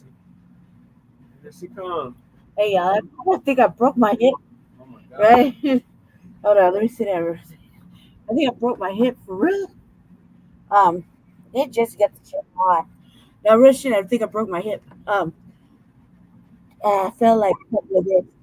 Yeah, Sarge, motherfuckers get old, right? They break hips, they fall down and shit. It's a reality, right? I done fell down. I've been walking on a broken hip for like 10 years, but I really think I did it this time. Anywho, I'm going later. I'm going later after the show, man. I'll procrastinate like a motherfucker. That's what I do.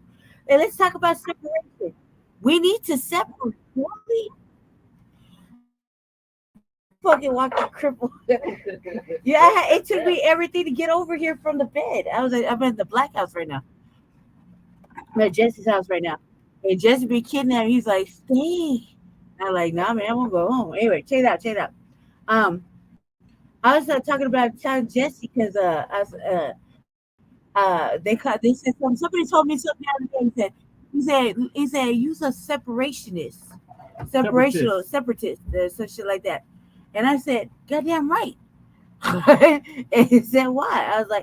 I said, ain't nobody want to kick you with these crackers all the fucking time, man. For real, like all I heard, especially yesterday, we was watching something.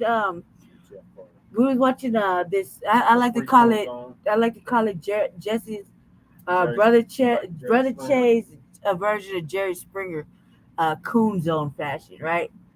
and they had one of the senators on there. He a black dude, and he was saying, excuse me, I'm sorry, I got passionate right there. He was saying, he was black first, and then he went to smoke cool shit. And they said we're talking about which they from here, right? And then he said some crazy shit.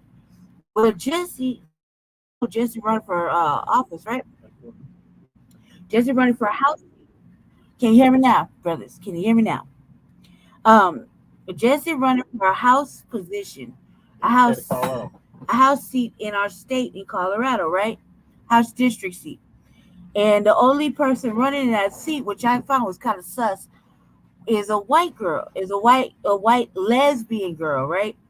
So we literally are over here between me and Jesse on Black First, on code, straight FBA, aligned thought process, Neely Fuller Jr., everything, etc., etc.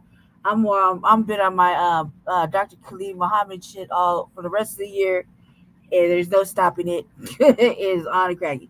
Um, but the thing, excuse me, I didn't mean to say but. However, the thing what bothered me the most was I had to do a PS. I felt compelled. I didn't have to. I felt compelled to do a PSA yesterday, right?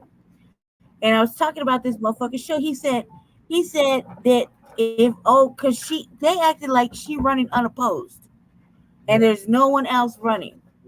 That's on the ballot. That's on the ballot. When in reality, the on the ballot will be Jesse and his bride. If you start snoring, Sarge, I swear to God, I will find out where the fuck you at. And- and you sound like did he sound like did he sound you know what, sir? You can go back in the closet, buddy. Shabaka ain't here to protect you. All right, no, anyway, listen. Real shit. I know you do the right thing. What I was gonna say was that I felt compelled to check this shit because I felt like the way he said it, and this is how he said it. He was like, "She's not. This is allegedly a historically black seat that Jesse's running for, and he's the only black candidate, right? We'll just say black candidate for run, right? Not all the other shit that's special, right? Yeah. So, uh, so he said he was gonna hold this white broad's hand, basically, and help her along. He said, "I know she's not a black person, but I'm gonna help her along so she get to know the ropes and all this shit." And I said, "So basically, you just gonna hand off the government and all these special predict. This how I see it. This how I see with black people politics. You're gonna hand off everything to coons and white people. Ain't nothing gonna change." He said he was like, "I'm thinking, white people play the long game in politics. I'm thinking ahead. I'm thinking about the long game and about like, for just my children, but for other people's children, but for like 2 years ahead. That's not the long game." Right. 2 years. That ain't no long. That ain't the long game. And they only had to go walk this white lady through. Not just a white lady, but a gay white lady. And my question was to everybody was like, why are we really questioning why this bro got all the money in this district? She had raised like 6 racks. She raised like damn near 70 racks in comparison to our little nothings and nothings. You hear me? I just filed like a month ago. So Jesse just filed like a month ago. My party nominated me. Right. Sarge, you still there? Well, now I realize we lost the Jacksonville dude. Did they get disconnected? Possibly. No, we still going. We still got 20 minutes. Okay. Are you still there? I didn't touch nothing, Jesse. Oh, can y'all still hear us on the Streamyard? Brother Shabazz is in there. Oh, what's up, Brother Shabazz? No, there is no point, Brother Shabazz, to listen to any shilling. None whatsoever. There's no point in it. Exactly, Brother Shabazz. He said that Israelis and Palestinians are white people in different regions. Yeah. That's what I was saying, more white people, but I wasn't quite sure. Or I was just gonna make a blanket statement. I like saying we're white people. What is the purpose for listening? There is no purpose. Shills. Shill. Yeah, minus the D. And yes,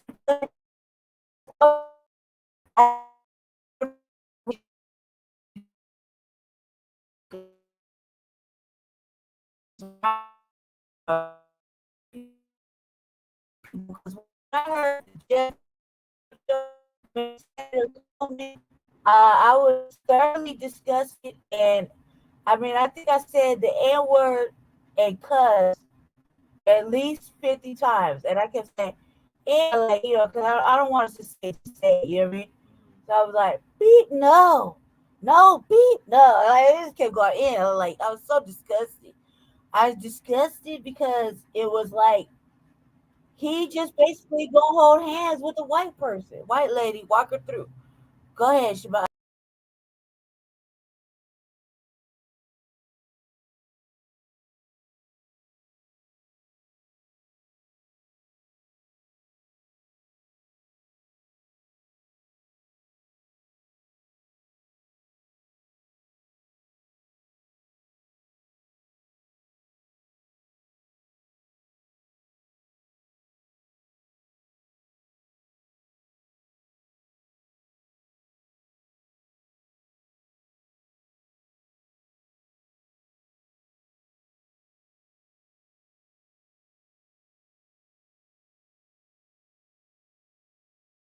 Then I was like, it better not be like The Walking Dead and ain't nobody coming into our fucking Zion or Mecca or Black Utopia at this point. I'll shoot motherfuckers from the gate. And I just can't stand it, man. I can't stand it. And he said, you're a separationist, separatist. Yeah, and I was like, goddamn right. Yeah, well, Black nationalist separatists. What is wrong with being a, what was wrong with it?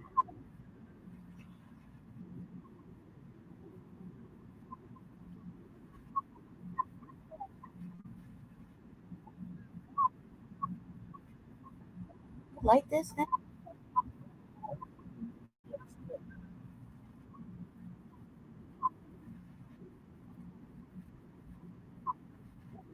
Check and see if you can check.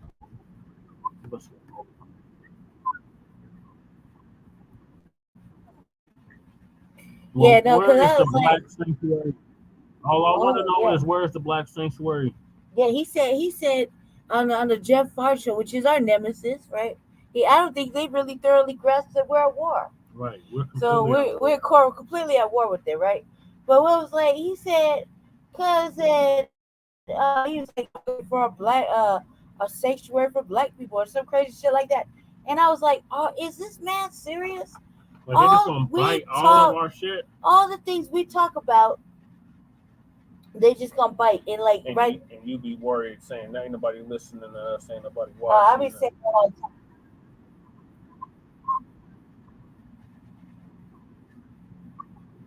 Everything that man says is just out of whiteness. I said he's I said he's positivity. I'm throwing hot boy statements out,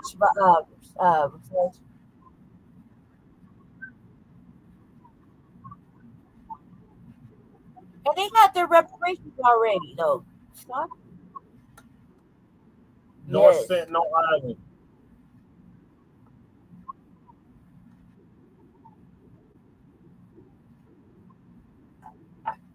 North Sentinel Island. Right.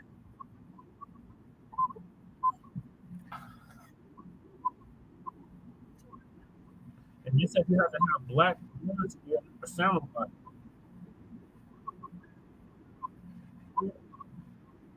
Yeah, they said in order to be a samurai, you know what it took in order to be a samurai. Okay, go ahead.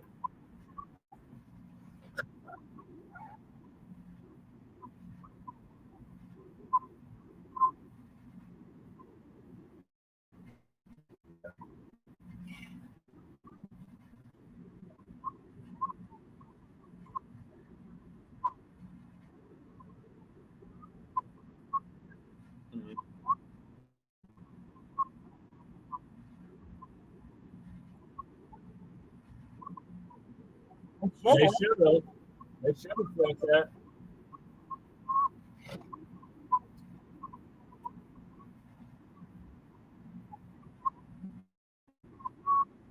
Yeah, it took them like 30 years.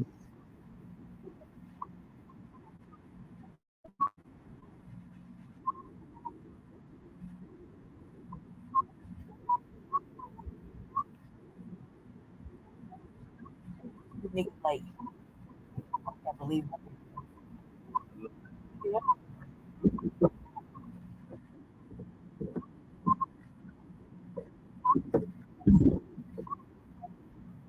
So if we say your baby born and that fuck is gonna die, is that the same?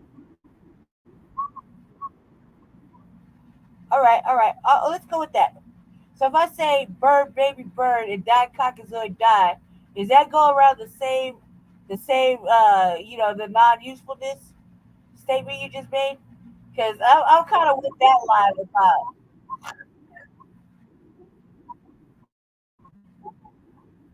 It's really fucking more people. Yeah, I'm with that. You're right. They don't have no use for me right now. Well, in my no, no. Yeah, that's useful. Yes, yes, black men should be at home with his babies because they got to work. Yep. What kind of a system of care we have? And so okay, so I was explaining this thought process there. I was like, the reason the government is the way the government is, right? Because it create a problem, solve a problem, create a problem, right? Well, so my thought was like, well, what happens when we purge the government and restart it uh, the right way, right? The way that we think it should be ran, right? I mean, I want to say everything was fair and equal, right? Hypothetically, but it's not. Actual equity. Right now, black people suffer religiously.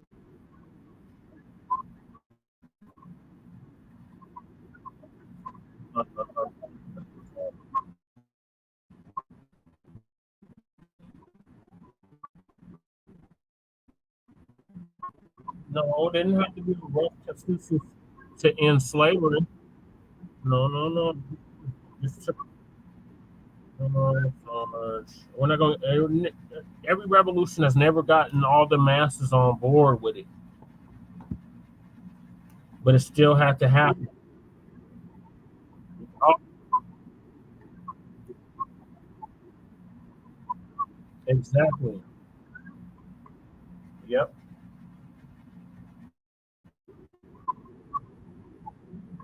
So that's been happening. Same thing with French Revolution. Huh? That's what we got there, Sarge.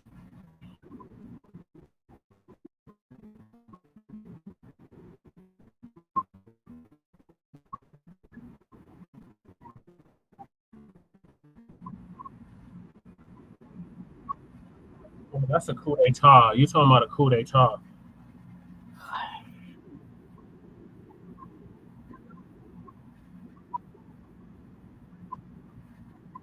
It may happen.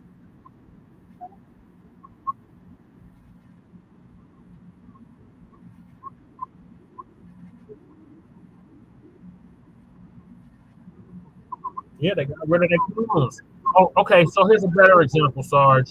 What about the Chinese Revolution, where they offed all the coons? Uh, The Haitian Revolution, where they got rid of all the coons. Well, you gotta figure out how not to develop any more crews after that. Okay.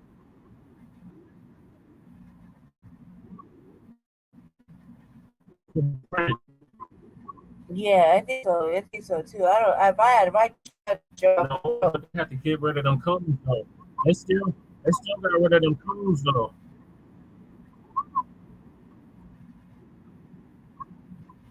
Okay, so 2/3 of the Congress is on board with it.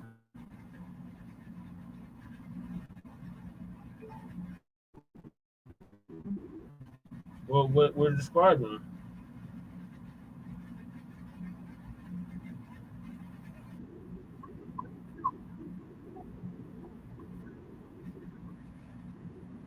It has to be, Sarge, you're aware that our so-called civil rights have to be re-ratified every 25 years, correct?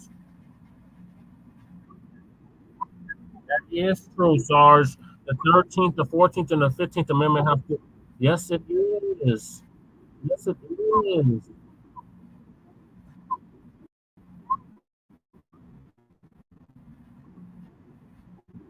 Okay, the Voting Rights Act, Sarge. What amendment is that? The 15th Amendment. It has to be ratified every 25 years. Hell is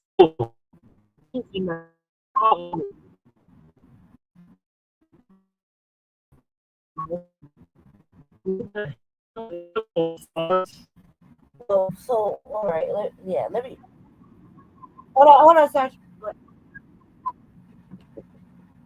Who the hell is Sybil? Who is Sybil? Where does Sybil live?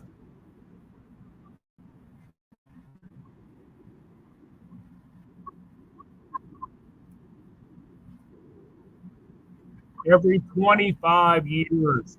25 years, Sarge.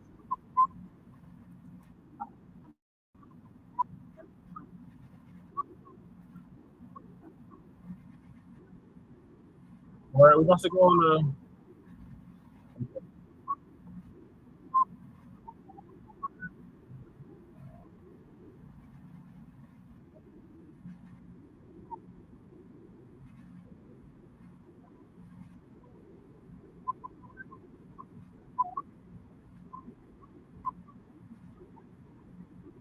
it's 80. Some predominantly black state, Sarge, of course. It does matter.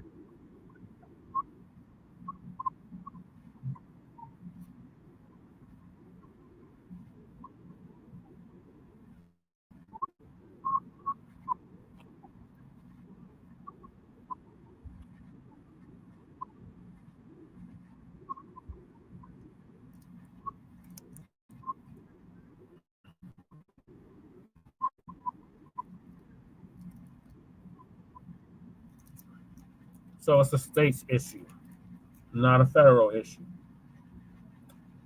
Oh, is that true, Lady Sarge?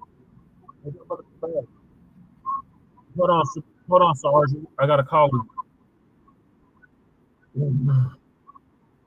Caller, 720. Just press one.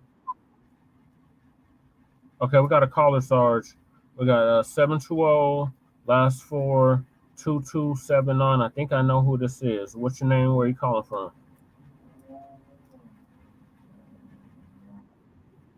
Yes, sir. I thought that was you, brother Shabazz. Black Power. Brother.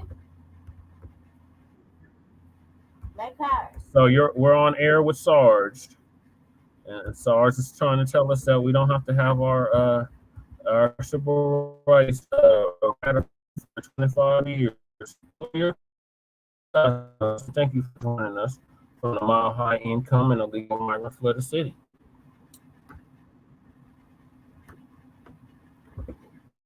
Go ahead, brother Shabazz.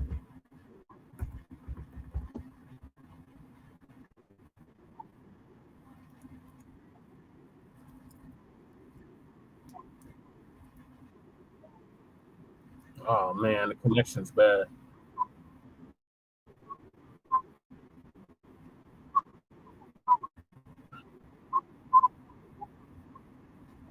What year?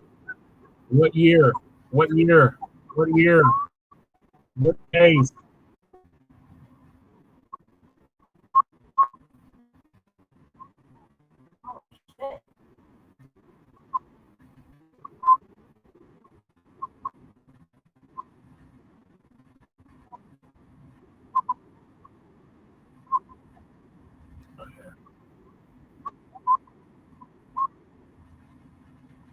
Well, it's not benefiting us any goddamn way.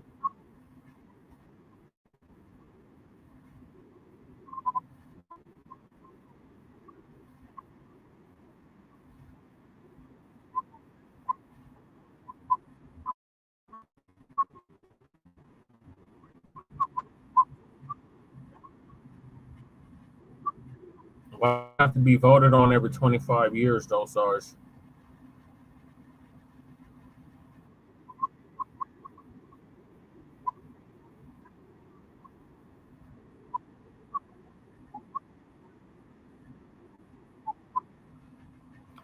And it still doesn't answer the question, though, Sarge. Why does it have to be done every 25 years?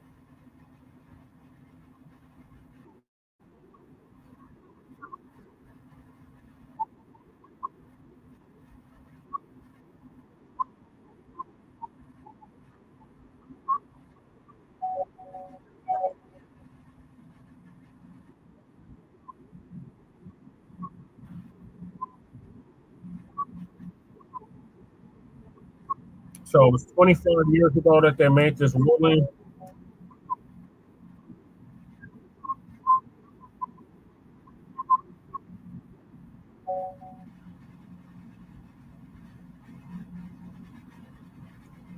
Okay, Sarge. Well, we are almost into overtime. What decision should I look at? Shelby County, Shelby County versus who? Oh, no, that's the same bastard that allowed us to get murdered in the streets. With the ruling or the decision?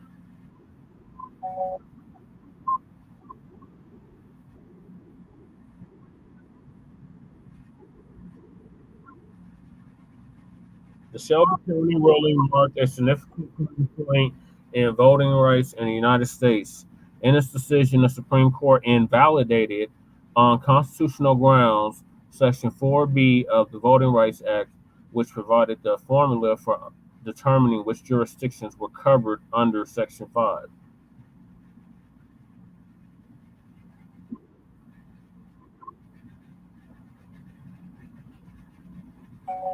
And what is Section 5, Sarge?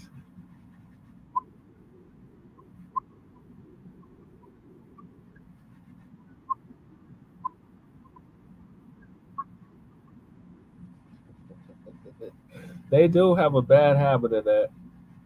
Civil rights.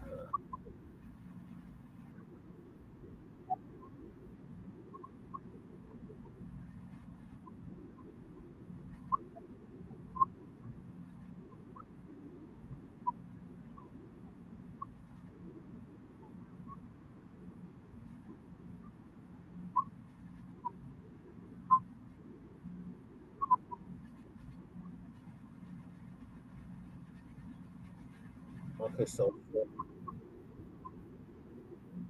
okay, we're about to go into overtime. We're getting back to this. Yes. Okay. Well, this got reconfirmed. What you just said with Section 2 is permanent and has no expiration date, as do certain current other provisions of the Voting Rights Act. In 1980, the Supreme Court held that the section, as originally enacted by Congress in 1964, was a reinstatement of the protections provided by the 15th Amendment. This is dated April 5th, 2023.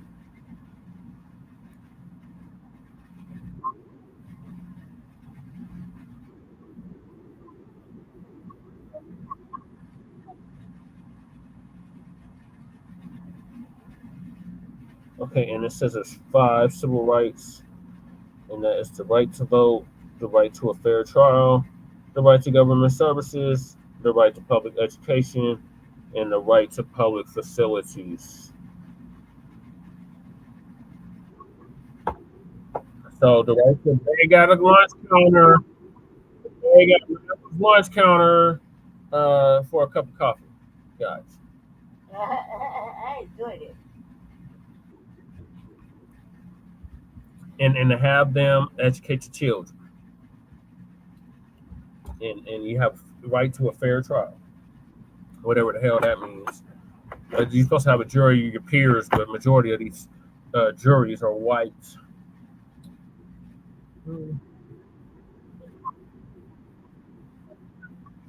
Well,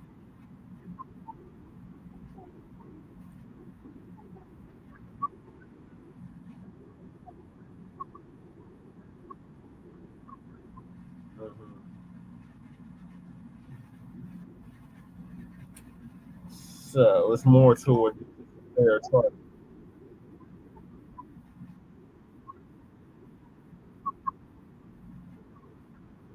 Yeah, no, no, no. We don't have the presumption of evidence.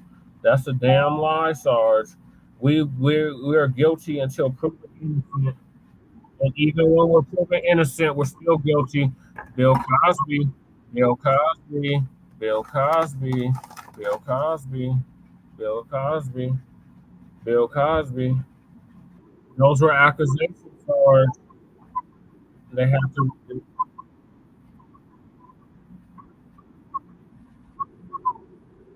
Yep. And 3 years later, though, Sarge.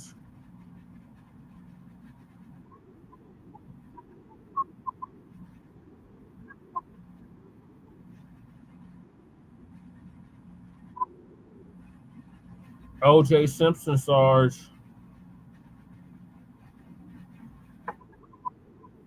No, he didn't. He was not charged. He was acquitted of murder. So how he get how he was acquitted?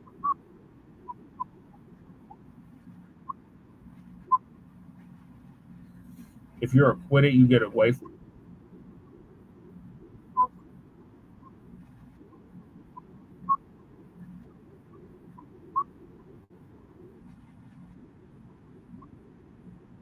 Yeah, that's where your boy Mark Furman. That's where your boy Mark Furman. But also, that's where your boy Mark. That's where your boy Mark Furman came up with that nonsense about the race card.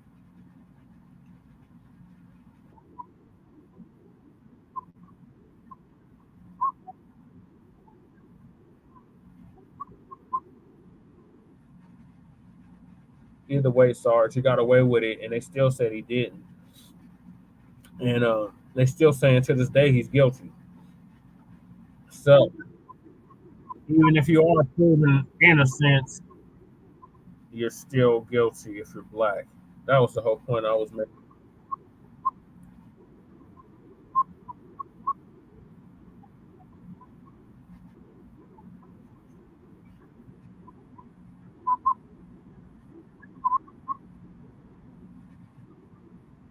I know, Sarge, I was a child, but I remember watching it televised. Yeah, but that doesn't make it fact. Facts aren't opinions, Sarge.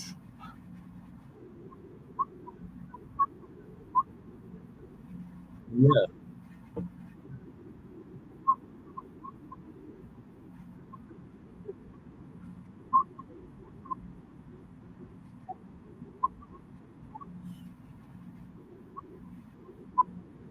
if the glove don't fit, Sarge, you must acquit. R.I.P. Johnny Cochran. If the glove don't fit, you must acquit.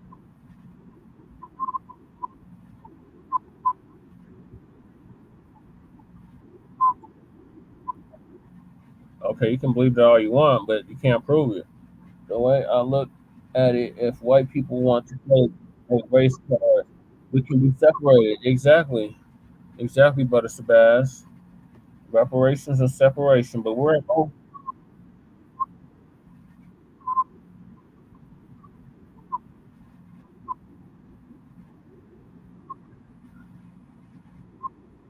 We talking about the circumstantial.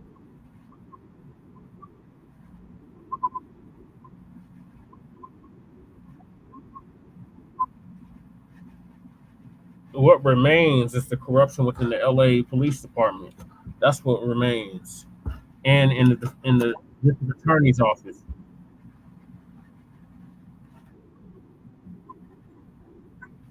He had his God.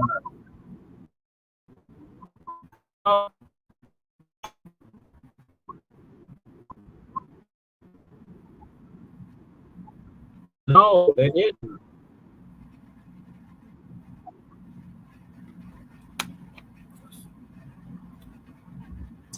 Uh oh, it's breaking up really bad, Sarge.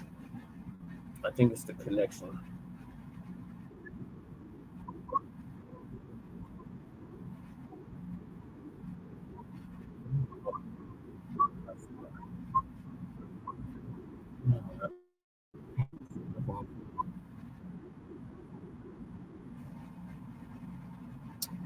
Okay, Sarge. Well, we're in overtime, so I'm gonna get to the next three topics. Cassie responds to P. Diddy's public apology. What are your thoughts on that?